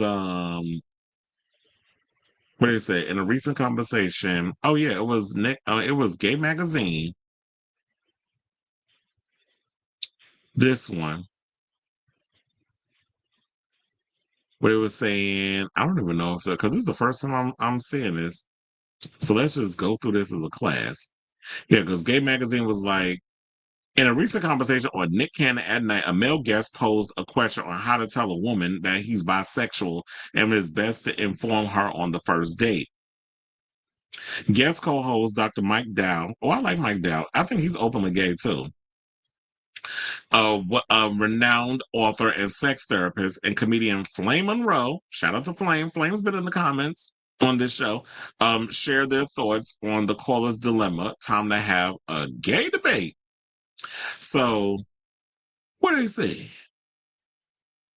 Oh wait, I think there's video. Let's see. Bisexual men, my biggest struggle is telling women that I am into men on the first date. As soon as I tell them this, I can instantly see them being turned off, and everything I say after that don't even really matter. So I want to know, is it a certain time or a certain way I should let women know that I am bisexual? Because dudes don't care. I can just instantly tell them that they won't give a but when it comes down to women, they are instantly turned off. So should I wait? Because I feel like that's kind of cheating somebody out of a relationship. Right. I'm gonna let y'all handle the first answer for the first question is duh. Of course a woman gonna turn go left if that ain't what she's into. You can't change a man. He was a pretty guy too. He must live in Atlanta. He was a pretty So as a bisexual man, My biggest Hold on. struggle is Y'all missed that whole joke. I caught it. Pretty got to, but he on some bullshit. A woman that likes men that don't get down like that. That's not, now this new flavor. They doing a lot of shit. But women who just stand there who want a man that don't do that, she don't even want to know. So, all right, so let me kind of understand this here, because Almond says when he goes out with men, that there's never no problem telling a man that he also likes women. Listen, I got a dick and titties and get down when you should get down, period. I was about to say, you're an expert. You're for damn it. straight. I don't know. I had a problem with the bisexual thing. I'm telling you, men always teach all this bisexual shit. My friend just asked me, "Flame, you think Shannon Sharp is gay?" I said, "No, I don't think he's gay." She said, "You think he's straight?" I said, "No, I don't think he's straight." She said, "Oh, you think he bi?" I said, "No, I don't know if he bi, but the damn show purchased." Y'all missed that whole joke. Well, what I want to say to him is that he's doing the right thing, right? Because if the women who he is trying to date are not okay with him being bisexual, then he's doing the right thing and he's not wasting anybody's time. Well, if a woman pays more attention to him for more than 3 minutes, he ain't have to tell her. And with a name like Almond, This was a little broke. I'm just saying. Well, anytime you go on a date with a named Almond, you might know. And what I want to say to the ladies out here is bisexuality does actually exist. So there was this really interesting study. They put a cuff around men's penises. Okay. And they monitored the blood flow, right? So a lot of women are like, "Oh, he's bisexual. He's just gay, right? He's just, and a lot of gay men will first identify as, "Oh, I'm bisexual," sort of a stop on the way to gay town, right? But that's not always true. Stop on the way to gay town. What they found is that, yes, there were a lot of people who claimed to be bisexual who were indeed their penises, and not just what they're saying, their penises actually. What I want to say to him is that he's doing the right thing. Actually got just as hard, just as much blood flow looking at naked men or naked women. Now, what's interesting about this study, they did this 20-some years ago. And a lot of those men, when society was different, a lot of men who said they were bi were closeted. Were closeted. Yeah. But now that people are more open and it's okay to be queer, if men say that they're bisexual, chances are going up that he's actually bisexual. Because, Shakira says the hips don't lie. I say the don't lie. Good for you, Doc. Ooh, that sounds like a prison story. I want more. But like you said, times are evolving. People are actually being more open-minded. So in a scenario like that, I think that is some great advice, as long as you're being open and upfront about it. But it's so interesting to hear a lot of the women in here say it's almost unanimous. They were like, they would be turned off by that. But then that would be the end of the date. Everybody go their separate ways. Actually got just as hard, just as much. But I think it's about honesty. I think that's the thing where because for whatever reason, there's a stigma to the idea that if he does have a past or if he's still attracted to, the same sex, can I say this, Nick? He might be being dishonest. Because, I've been the husband and the wife in the same night. You keep saying that. No, it's the truth. I'm serious. I'm telling you, from a woman's perspective, though, if it's one thing that I know, I'm in competition with a woman. I know what she got. She can do what I do, but I don't know what he's doing with this man. In my head, from the woman's perspective, because I'm always in a competition that I will never be able to reach. So that's why a lot of women say that's not my get down. It's just a little too much. Well, men don't mind. What does that mean? I mean, look at the P. Diddy tapes. Oh, here you go. Where we going? Oh, here you go. By the way, when tape number 17 come out, that was not me. That was AI. But I think what that all boils down to is that men are hoes and will stick their dick in everything. So I think that's where they get that from. Where men won't have a problem with the fact that, oh, you doing them and you doing women. They don't mind that, because men like when two girls get together, but that's straight people speak. Women have a problem with it, because I do agree with it, is that they feel like they're in competition. It's like, damn, I'm not only am I just got this man for me, but now I got to compete with you with another man. But it's like the bisexual is probably looking at it like, when I'm with you, I'm with you. I'm not sleeping with someone else. I'm not cheating on you. I'm not doing all those things. I'm actually specifically devoted to you until we break up and I happen to come across being in a relationship with a dude. And I said, there was one video I was watching on YouTube. I can't remember the guy's name, but he was talking about how he's openly bisexual. He was talking about that he likes being with men more than women because men are less drama and less of a hassle than you having to deal with all the drama that comes with being in a relationship with a woman. I was like, are you referring to just specifically like the sex part, or is it the fact that, oh yeah, I get to hang with my boys, we get to do boy stuff, but then the sex is the icing on the cake, which I think that's what a lot of guys like in that whole situation. And then I understand like some people's going in on Flame because there was some people in the comments or whatever that were saying some stuff. We'll get to that in a second. But Flame, I feel like Flame was being Flame. Flame is up in there being a controversial comedian, saying the vulgar stuff, trying to get a laugh, all that other stuff. So I totally got what that was. But I do agree with her on the situation because, some people be like, she identifies as he, she, and we. And, she is whatever gender the women, however day she feels. Some days I'm a man, some days I'm a woman, whatever. And I know a lot of people feel a way about that because they feel like you trying to make it seem like trans is a mockery, that we could just take all our wigs and pull our dick out and then we just playing cosplay for the other gender. That's a whole nother conversation for a whole nother day, and that's not part of this show. But I also think that's another reason why women have a problem, since we talk about trans and Flame being a part of the conversation. I think that's why a lot of women have a problem with men who go and date trans women, which I know is a whole nother conversation because I got to compete with not only another woman, but I got to compete with a trans woman too. So I feel like when it comes to relationships, women go through so much in regards of men, and it's slim pickings out here regarding the type of man that they want. Then I got to sit up here and compete in this field for so many people. This is why I'm glad I live in New York. I'm single. Because whenever the mood strikes, I can just go out and get me some, and that's that. I like my independence. I like my own company. If my friends want to hang out, whatever, I get my love and all the other stuff, and from them. But if I'm gonna get my nut off, that's that. But I know a lot of people's mind is not like mine, so I like this conversation that they was having. And Dr. Mike was really on point with what he was saying in regards to that, especially talking about like how sexuality is sexuality is complex, and how people always think that that when you are bisexual, oh, you really gay, but you just like a step away from homosexual town. And that guy was giving Flaming Queen, but if he says he's bisexual, then we go. So people was in the comment, they were saying literally hate that Flame discussing anything. Very pick me. And then it was someone, why is he a part of this conversation? And I was like, who's he? But I guess they were trying to misgender Flame in the conversation. Another person said Flame Monroe is the Candace Owens of the LGBTQIA plus community. That was like, who did I say earlier that we were talking about?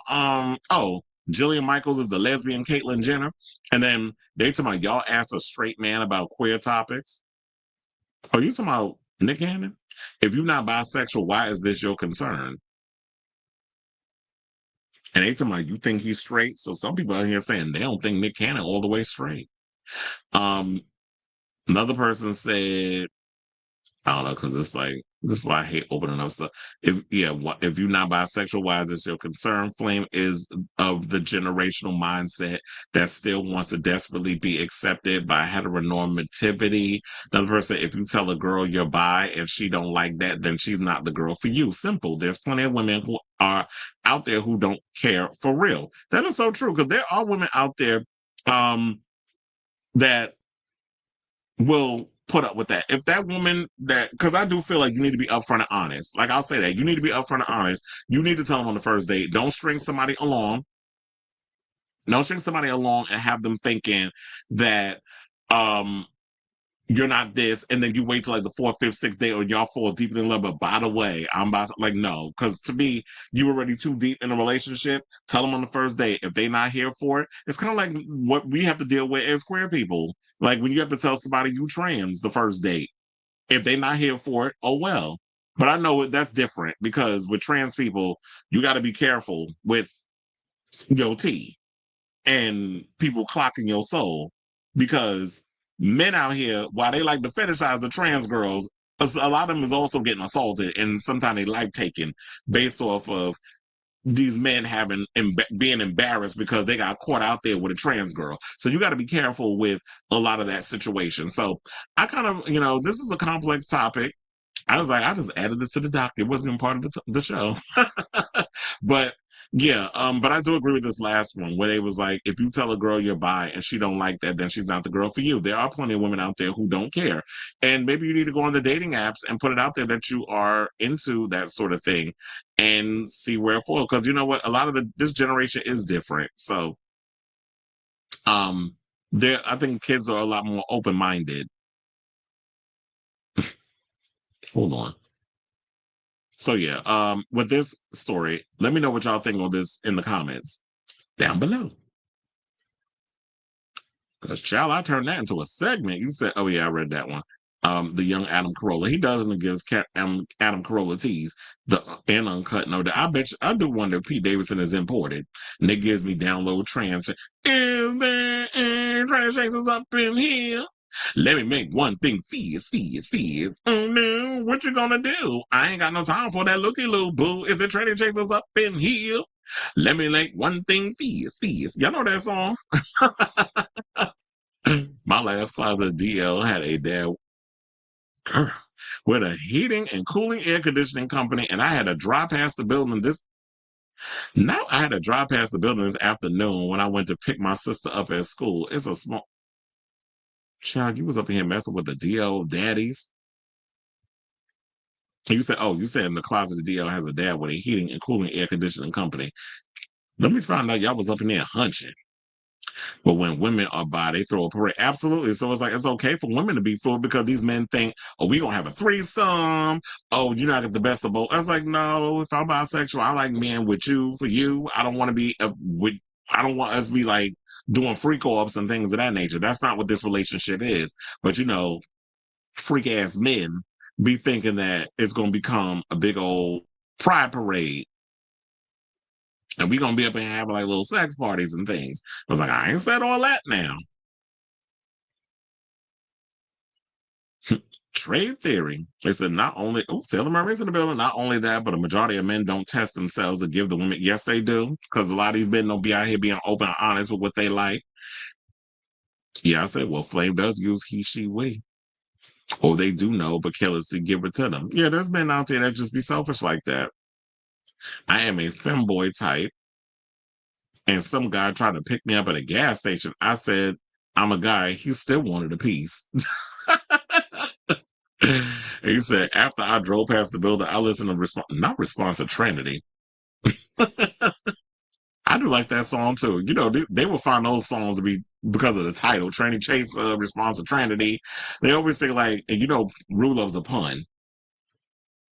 They be out here like, and that's inappropriate, it's transphobic, all that crap. I'll tell you, these children don't be caring. Trying to pick you up at a gas station. A mess. Oh, look, Linnea Xavier's in the building. As a bisexual, I could definitely say that bisexuals are not a monolith. Most prefer one more than the other, while some are down the middle. So I'd like to know where Almond falls to be dating both. Agreed.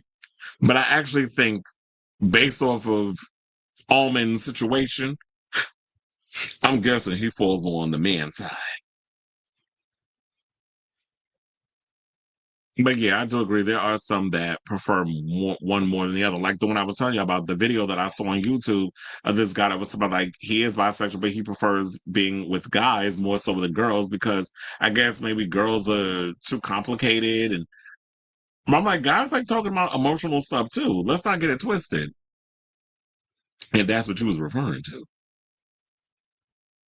Now, speaking of complicated relationships, let's talk about Halle Berry, who felt the need to clap back at David Justice a couple of days late, but better late than never, over some shade that he threw at her tomorrow. She don't cook or clean, and that's why he divorced her. So Halle Berry went on social media and posted the following. She said, whew, cooking, cleaning, and mothering, and showed like a slide of her and Van Hunt laying in the bed, luxuriating, because I think it was on vacation.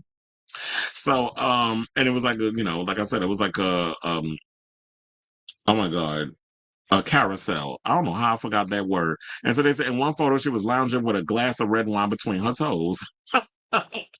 Other pics showed her and Hunt in bed with a plate of chips, an envelope addressed to mom, presumably a birthday card, because her birthday was yesterday. So shout out to Halle. She believes she turned 59. Bikini shots and a chocolate birthday cake. Berry's carefree clapback comes on the heels of internet trolls slamming Justice for describing her as allegedly not possessing motherly traits when they were married in the 90s. Now, in a recent interview with former NBA star Matt Barnes on his All the Smoke podcast, former MLB player Justice said he decided to leave Berry in 1996 after 3 years of marriage because he couldn't see her being the mother of his children. Justice opened up about their relationship after Barnes asked about having his personal life under scrutiny back in the day, saying, quote, I really didn't have any real personal stuff until Halle and I got together. And of course, that was a lot of focus because back in them times, I can't think other than Joe DiMaggio and Marilyn Monroe, I can't think of anybody that was us, he added. He said he didn't experience a lot of negative attention until he decided to leave her in 1996. He further claimed that Berry asked him to marry her 5 months after they started dating and saying he couldn't say no, but I don't know if my heart was really into it. And saying that he was young and only had been in one real relationship before her. But then he said he had went through therapy and all of that to work on a lot of what he was dealing with post the divorce. But the whole cooking and cleaning situation, I'm like, sir, I don't never understand why men want to go for like an alpha female, like a Halle Berry, and think that y'all gonna make her sit up there and get on her knees and scrub the floor like she's Cinderella and have your plate ready when you get home, when you basically are on a baseball field, traveling, half a year, playing for 3 hours in a baseball field while she's working 14 and 16-hour days on a movie. Like, if I'm working 14 and 16 hours a day on a movie and sometimes you got to go a little over, who the hell has the energy to want to come home and make you a plate? Now, if you don't get your ass up and make you a sandwich or go and hire a damn housekeeper or a chef to be cooking stuff around this house, because I'm like, I ain't got the time to be doing that, but y'all be thinking that you're going to find you an alpha female and you're going to turn her into a beta and have her cooking and cleaning and doing all the womanly things that you were conditioned to believe growing up because that's what you saw your mother doing. And that might have been a role your mother was interested in taking and wanted to take on. But not every woman is going to do that. And that's something he needs to learn. So he also, there was also a restraining order that went out against him because, it said fear for her personal safety and well-being. And he responded by stating that he posed no threat to her. Now, in his interview, he also reportedly also accused Berry of using the Hollywood machine to help ruin his reputation, saying the one thing that probably hurt the most is Halle had a relationship with a gentleman who hit her on the side of the head so hard that she actually lost, and this is not from what he's saying because I know the story, hit her in the head so hard she lost 80% of her hearing. I don't know if she gathered all of it back, but there was a part that there was somebody hit upside the head. Now, people was believing it was Dave Justice. Allegedly, it was Wesley Snipes. That was the tea that came out. I mean, God, that story, you can look that up on the internet. And that was always that story that went around about him. But he still was able to maintain a career. And then it said the one thing that probably hurts the most is Halle. Oh, yeah, I read that part. And then it said that girl ain't never said I hit her in the head. But one thing I didn't like is she let the world think it. She didn't come out and say, no, it's not David. She let the world think it was me and that I never appreciated with her. I thought she was dead wrong for that. Now, Berry went on to marry Eric Benet from 2001 and 2005, and then Olivia Martinez from 2013 to 2016. And now she's been in a relationship with Van Hunt since 2020. So one thing about Halle Berry is she is a relationship girl, so she always going to be with a man for a long period of time. She's not somebody that just hop from one man to another. Her relationships last pretty long. So, and you already know that she definitely knows how to pick them because the situation that was going on with her and Olivia Martinez and their son Maceo, that's a mess. And then when Eric Benet cheated on her, and that whole Oprah episode and all that other stuff, and then Gabriel Aubrey Nala's father and that drama, and then Olivier went and punched Gabriel in the face, gave him a black eye. This is a whole mess with her. But she didn't address the interview.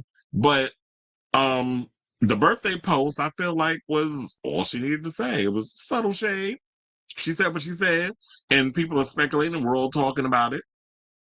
And so, yeah, there's that. So I saw this to say, what do you guys think of this story? The whole thing, but out here just cooking and cleaning and mothering. It's like, yeah, at the time, Miss Mama's was not ready to be nobody's mother. Like, her career was just taking off. Who has time to be out here pushing out babies? Like, my whole main situation is, yeah, I want a man to come home to because I'm lonely, but also I'm trying to blow up. I'm blowing up right now. I'm one of the most popular black actresses in the industry. Like, I'm crossing over. I'm doing the black movies and I'm doing them crossover films because Hollywood likes me. So, because she's biracial. So when you have that sort of racially ambiguous look, Hollywood feels like we want to work with that versus like somebody who's black. And that's no shade. I'm just saying because that's what it gives. Because, a lot of people always complain about the lack of actual diversity and stuff in the industry. So when you're dealing with that and your career is taking off and you're getting all these opportunities, who has time to be up in here trying to maintain being demure, mindful, and somebody's mother and being at home cooking? It's like, no, my career is more important right now. And unfortunately, it just didn't work. So I want to hear from y'all. Let me know what your thoughts are on this story in the comments down below.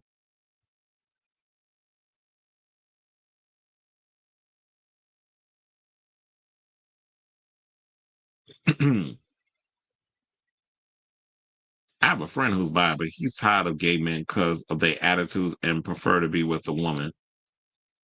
Well, like Lanier said, it's you're not a monolith. Most prefer one more than the other. And then you have those that are down in the center. It did hurt me a bit because I still have feelings for him and sometimes make me fear of dating bi men. It could be that, because some of you gays could be a little bit dramatic and y'all be doing too much. Maybe that's why he's like, I prefer to be with girls because there's less hassle, although women can be just as dramatic. And you prefer mounds. Well, perhaps he did her a favor seeing the other dramatic relationship she was in. Mm-hmm. Sports Illustrated, Revlon, and a Bond girl. Sit down, David. Okay. Remember when she first came on the scene with Living Dolls with oh my God, why can't I remember? Leah Remini. She was on that show. That was a spinoff of Who's the Boss. Halle Berry was on that show. It lasted like one season. Mm-hmm. That's the rumor. Allegedly. The administration is hell-bent to kill the career woman and restore the nuclear family. Mm-hmm. Well, look, it's not going to happen because a lot of people ain't going to put up with it. You may get like those kooky for Cocoa Puff types that's down in the Rust Belt in the South, like Oklahoma and Alabama and all those. Y'all will fall for that mess. But the woman, that's not happening. Halle Berry is a Leo, just so like Jennifer, she seems to need a relationship to feel, I was thinking that too in my head, not necessarily be whole. As for Dave Justice, his sexist viewpoint shows he has something wrong with him. Well, hopefully that therapy helped, but it don't look like it did from that interview.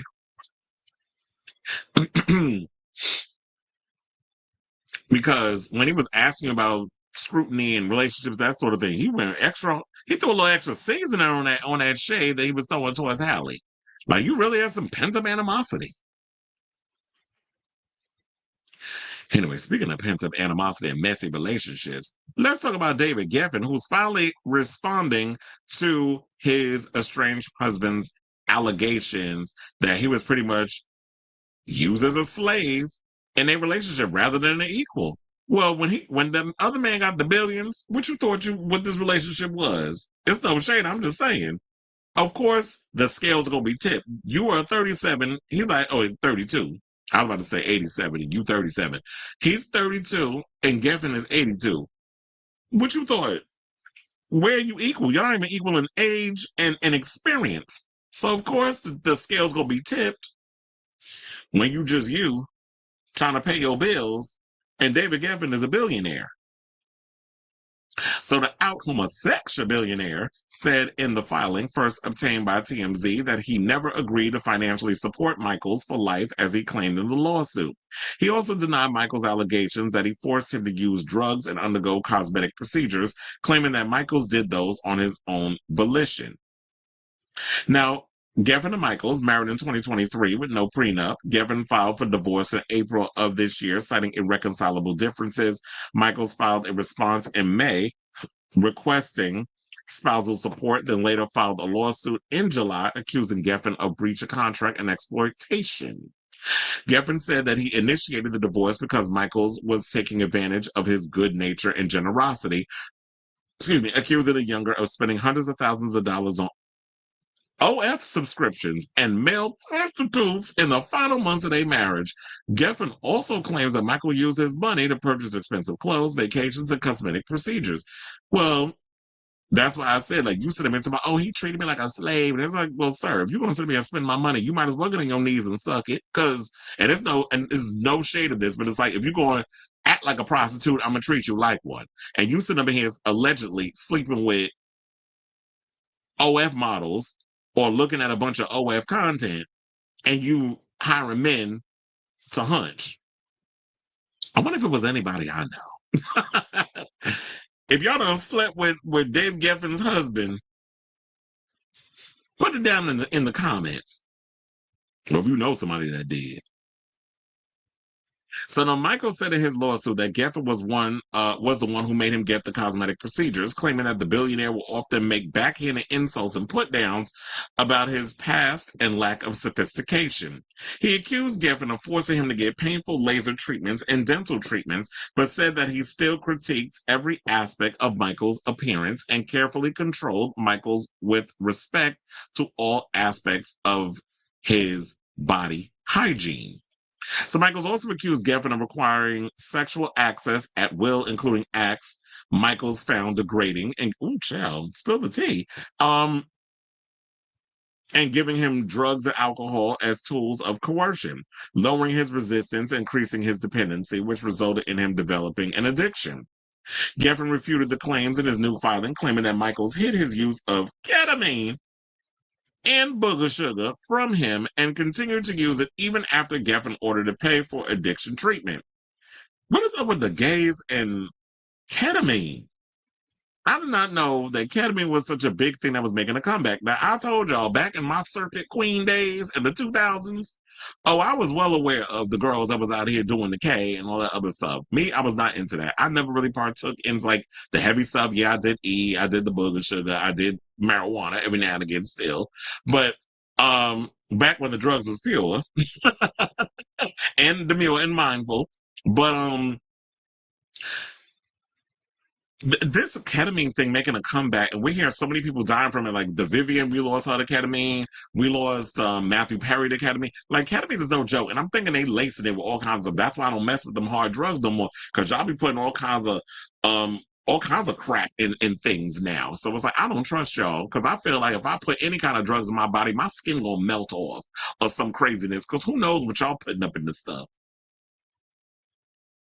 Now, Michael's lawsuit claimed that Geffen breached an oral agreement between the couple by denying Michael's full financial support and demanding that he immediately vacate the New York residence, which would effectively render Michaels homeless. Geffen refuted this as well, asserting that Michaels is still living in one of his New York apartments for free and receiving monthly payments from him.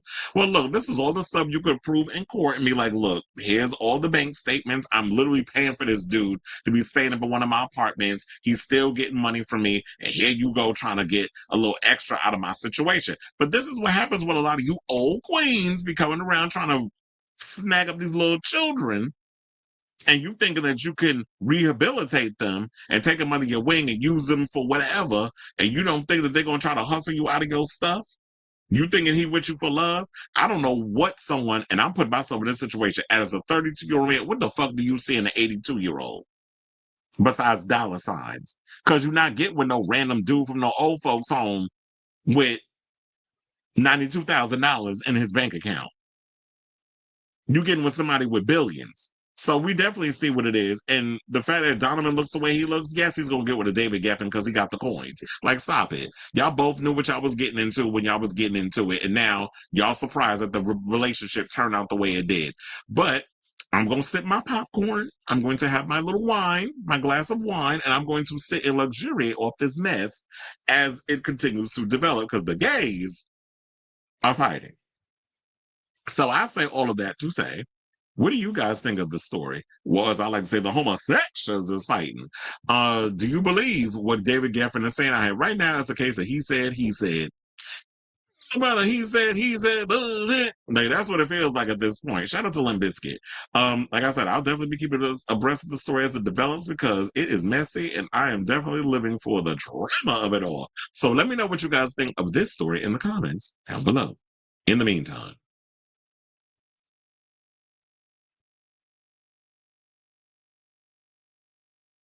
Boy said, I would tell him I need to go to work unless this relationship comes with a regular savings deposit. Yeah, I like that too, because I always feel like the same thing we was talking about with Halle and David Justice. The fact of the matter is that David Geffen is the one with the billions and the businesses and all the stuff. He's the alpha male. And then you have Donovan who's coming along and it's like, am I gonna be your kept woman? I mean your kept queen at home? Like, what is this? I feel like the role should have been laid out from the beginning. Like, if we're gonna get in this relationship, we're getting married, like I need to know on paper, and I don't believe in no damn oral agreement. We need to have all this in paper. Because if anything happens, I need to have it all on the record. And it needs to be like, okay, if you said that this is what this relationship is gonna be, then that's what it needs to be. So Geffen hit on me once, but it was a bot account that I was using to troll a gay BDSM. So, See, this is why if you get a sugar daddy or rich husband, always have your own. So I always tell people, always have your FU money. Because if anything happens, that money you got, or what you should have been doing is open up another account and take a little bit of that money and put it in the savings and have that in a separate bank account. So you got your one account that David is giving you at Wells Fargo, and then you go into that Wells Fargo account, you take out about $100 or $200, depending on what it is. If it's like tens of thousands of dollars, you can probably take out like $1K and throw it into your savings and just build it up. Every time that little money come in, you take $1,000 off the top, you put it in the bank, and then by the time that divorce come around, you got a lot saved up. Y'all really got to be out here thinking in the long, in the long haul. You can't. Some people just think right here, face value. Like y'all have to have it right in front of you. You're going on vibes and all other stuff. You're not thinking 10 years down the road. You're not thinking 20 years down the road. So because if this relationship goes south, it's not going to be a situation like Anna Nicole Smith when she was with that man that was like 189 years old. Geffen got his fortune from early music rights investment. And so all of that was like, it wasn't like money that he was having. It was just, all of that stuff put up in stuff, investments and things. Evidently, Donovan Michael seems to have no idea of what his spilled tea says about him, as well as David Geffen. I mean, what does it say about him to go along with those procedures? That you was going on to get along because you knew you was going to get something out of it. That's what it all feels like. But you get in a relationship from the beginning. You knew you was going to get something out of it. All the procedures, doing the drugs, all the things you're accusing of, you knew there was eventually something you were going to get out of it once you complied. Because it ain't like it was a situation like he was threatening your life a la Diddy with Cassie. Like, I don't think that's what was going on in this relationship because it wasn't in the lawsuit. But anyway, let's move on from that mess. And let's get into our final topic. Let's talk about Bob the drag queen. Sidebar, there was some queen with one follower that had the unlitigated gall to jump on my social media and decide to try to come for me in a post that I did on Bob the drag queen the other day in the whole race play situation. Wrote like 6 or 7 comments under my stuff. I'm like, sir, you bored? I had to actually hide them from the thing, but the comments is there. So if y'all want to read that bitch down to the floor, definitely go ahead and do it. I give thy permission. So anyway, going on. So according to, this is from the tab, so shout out to them. So, for a lot of times when people go on RuPaul's Drag Race, you already know that it could be a life-changing thing, and that's why a lot of people go on. Like from the beginning, when we watched stuff like RuPaul's Drag Race, we got into the show because it was all about an opportunity for people that we knew that were coming over in the club scene, that knew how to play, that were pounding the pavement, that were doing the whole thing, would eventually go and their careers would expand. Now, when you look at the new generation of queens, they grew up with Drag Race. They're going on because they already know, like, the opportunities and all the other stuff that this show brings them. But so they're doing the show and they're doing drag because they want that fame and fortune, but they haven't really done what the old school queens, like the Jigglies or the Melillas or the Bob the Drag Queens or the Miss Crackers or the Honey Davenports and all the queens that I knew coming up, because those are the ones I mentioned. Or I don't know if Raja was out there doing drag. I know she worked behind the scenes and stuff on productions. She might have been up in the scene. I'm not really, because I'm not from LA, so I don't really know that, and I don't want to discredit Raja. She probably does have a drag background in the clubs and stuff, but the other ones I mentioned, that was just the way they did things. Now it's all about Rude Girls and stuff. And these kids know, like, let me jump on the show and I can get that success. So a lot of times, we hear a lot of stories from queens who go on. They tell they appreciate what the show has done for them. And then, there's those who have had bad experiences and have spoken out about those, because we've seen a lot of them, from Fifi O'Hara on down. Even a lot of them that go on Roscoe's viewing party and spill tea about the show. So Bob the Drag Queen and Yvie oddly discussed whether going on Drag Race is a blessing for their careers or if it's a curse. So they appeared on this podcast called High Key, and the host asked the queens if going on the show was a curse or a blessing. And here's what they said. So I have a clip. We're going to go to that clip, and then we'll come back and we'll talk. Please help. Blessing or a curse? Both. Drag Race is for me. Drag Race is a blessing. I said it on the show, and I'll say it again. I got to be on my favorite TV show. I got to win my favorite TV show. I got to see how the sausage is made, and I came out and I still ate sausage. I don't have to go back to the factory again to enjoy the sausage. But I can make review shows about the sausage. I acknowledge that it's a blessing too. Drag Race literally changed my life before I had a dream of being on it. And so much in the same way, like getting to that point and winning were just literally dreams come true. Like, I mean, maybe you're at a different level in your career than I am, but do you ever hunger to like be put on a poster without having to have RuPaul's Drag Race above your name? I do get to be on posters without RuPaul's Drag Race on there, but then but then it's like now, but then I'm like on a big poster and it says like the Celebration Tour, and it says Madonna in giant words, and you look in the bottom right corner and it says Bob the Drag Queen.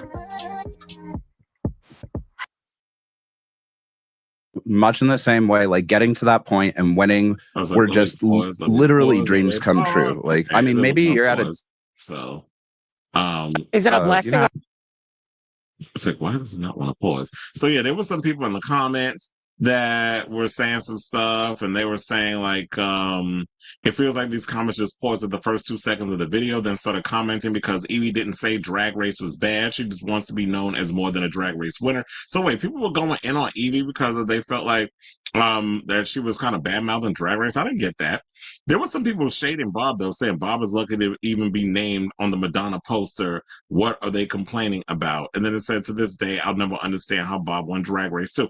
I really feel like y'all are missing a damn point. Or do y'all just choose to be obtuse? They're not complaining about Drag Race. They're not complaining about it in a negative way. What they're saying is, when you look at it, there's good things and there's bad things about Drag Race. And the good part is, yes, when you do a show like Drag Race, it definitely changes your life. You go on this show, you're more known than just in your local community. Like with Bob, I knew Bob before she went on Drag Race from the New York City club scene. Same thing with like Monet Exchange and so many others. When I used to go to their shows and go to their parties and tip them, and the conversations and meeting Bob and interviewing him from my old website and meeting him through my friend David Laugh. and us having brief little conversations and stuff behind the scenes. So having those moments and meeting those queens, I totally get it. And I totally understand also that when you're always on, a lot of times you want to have those moments where you want to be left alone, you want to unwind, and you want to not be on all the time and a celebrity and all of that, what it entails. So it is a blessing and a curse in the way of, yes, you get the perks, you get the success, you get to release a best-selling book, you get to be on The Traitors, you get to tour with Madonna, and then all the things that Yvie Ollie's been doing, and so many other queens that have had great opportunities. When you look at some of the queens from the show who went on to host spinoffs or be judges on the RuPaul's Drag Race spinoff shows. So yes, network television or cable or streaming, whatever you want to call it, when you get into those leagues, it definitely launches you into another world. And I'm sure they appreciate that. But then there's also that other side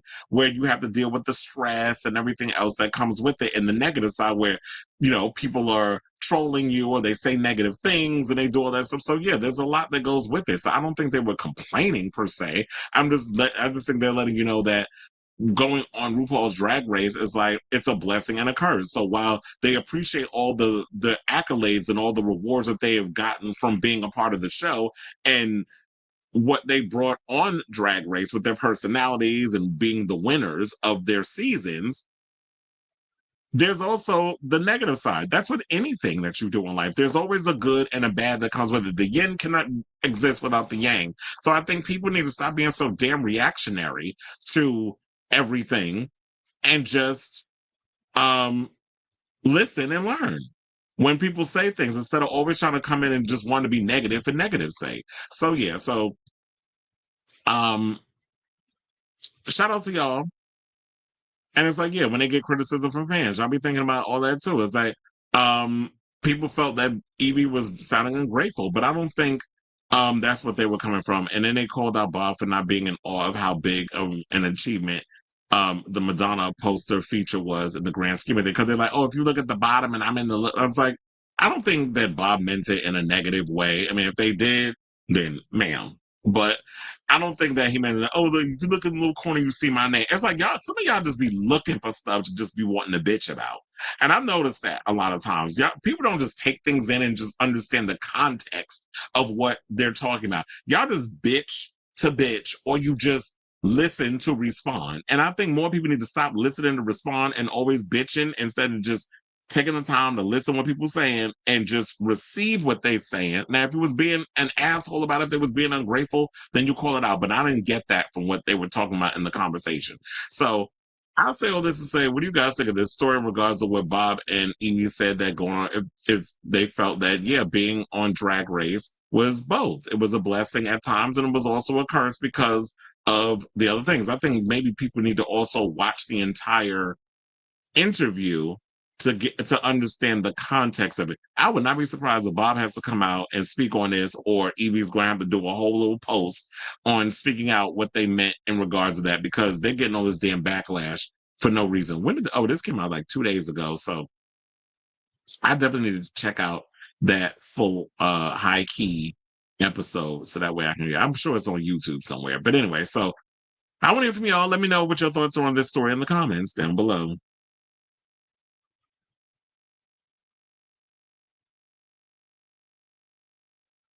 Taylor Swift may have dropped Super Bowl halftime Easter eggs. I sent it to you on Twitter DMs.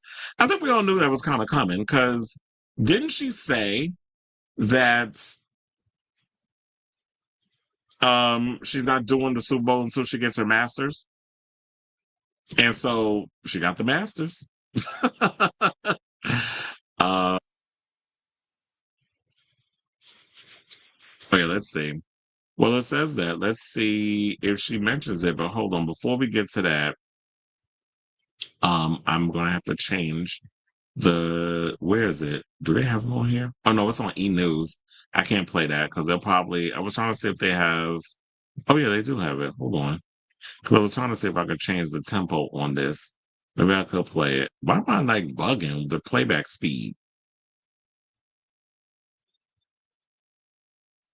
Sometimes I be forgetting how to do stuff because YouTube be changing up stuff all the damn time. It's so annoying. Okay, let's see what they said. And if anything, I'll just have to edit it out. For like 47 seconds from that was so nice. Will Taylor Swift be the Super Bowl 2026 halftime performer? Here are all the signs Swifties have set their sights on. Taylor Swift fans believe the singer dropped Easter eggs about being the Super Bowl 2026 halftime show performer during her August 13th New Heights interview with boyfriend Travis Kelce and his brother Jason Kelce. First, there was that conversation about Taylor's love of baking, during which she joked, I'm really talking about bread 60% of the time now. It's become a huge factor. Though it seemed like a surface remark about her favorite pastime, many fans think that it was actually an Easter egg about the upcoming 60th Super Bowl in 2026, which will take place at Levi Stadium, home of the San Francisco 49ers. And if that didn't begin to raise eyebrows, Taylor then went on to detail making sourdough bread, which some theorized was a hint about the 49ers mascot, Sourdough Sam. Right now, we're very deep in a sourdough obsession that has taken I am over my aware. life. I am aware. Yeah, the regular sourdough is one of my favorites, but the blueberry. Yeah, we do. There's a blueberry lemon.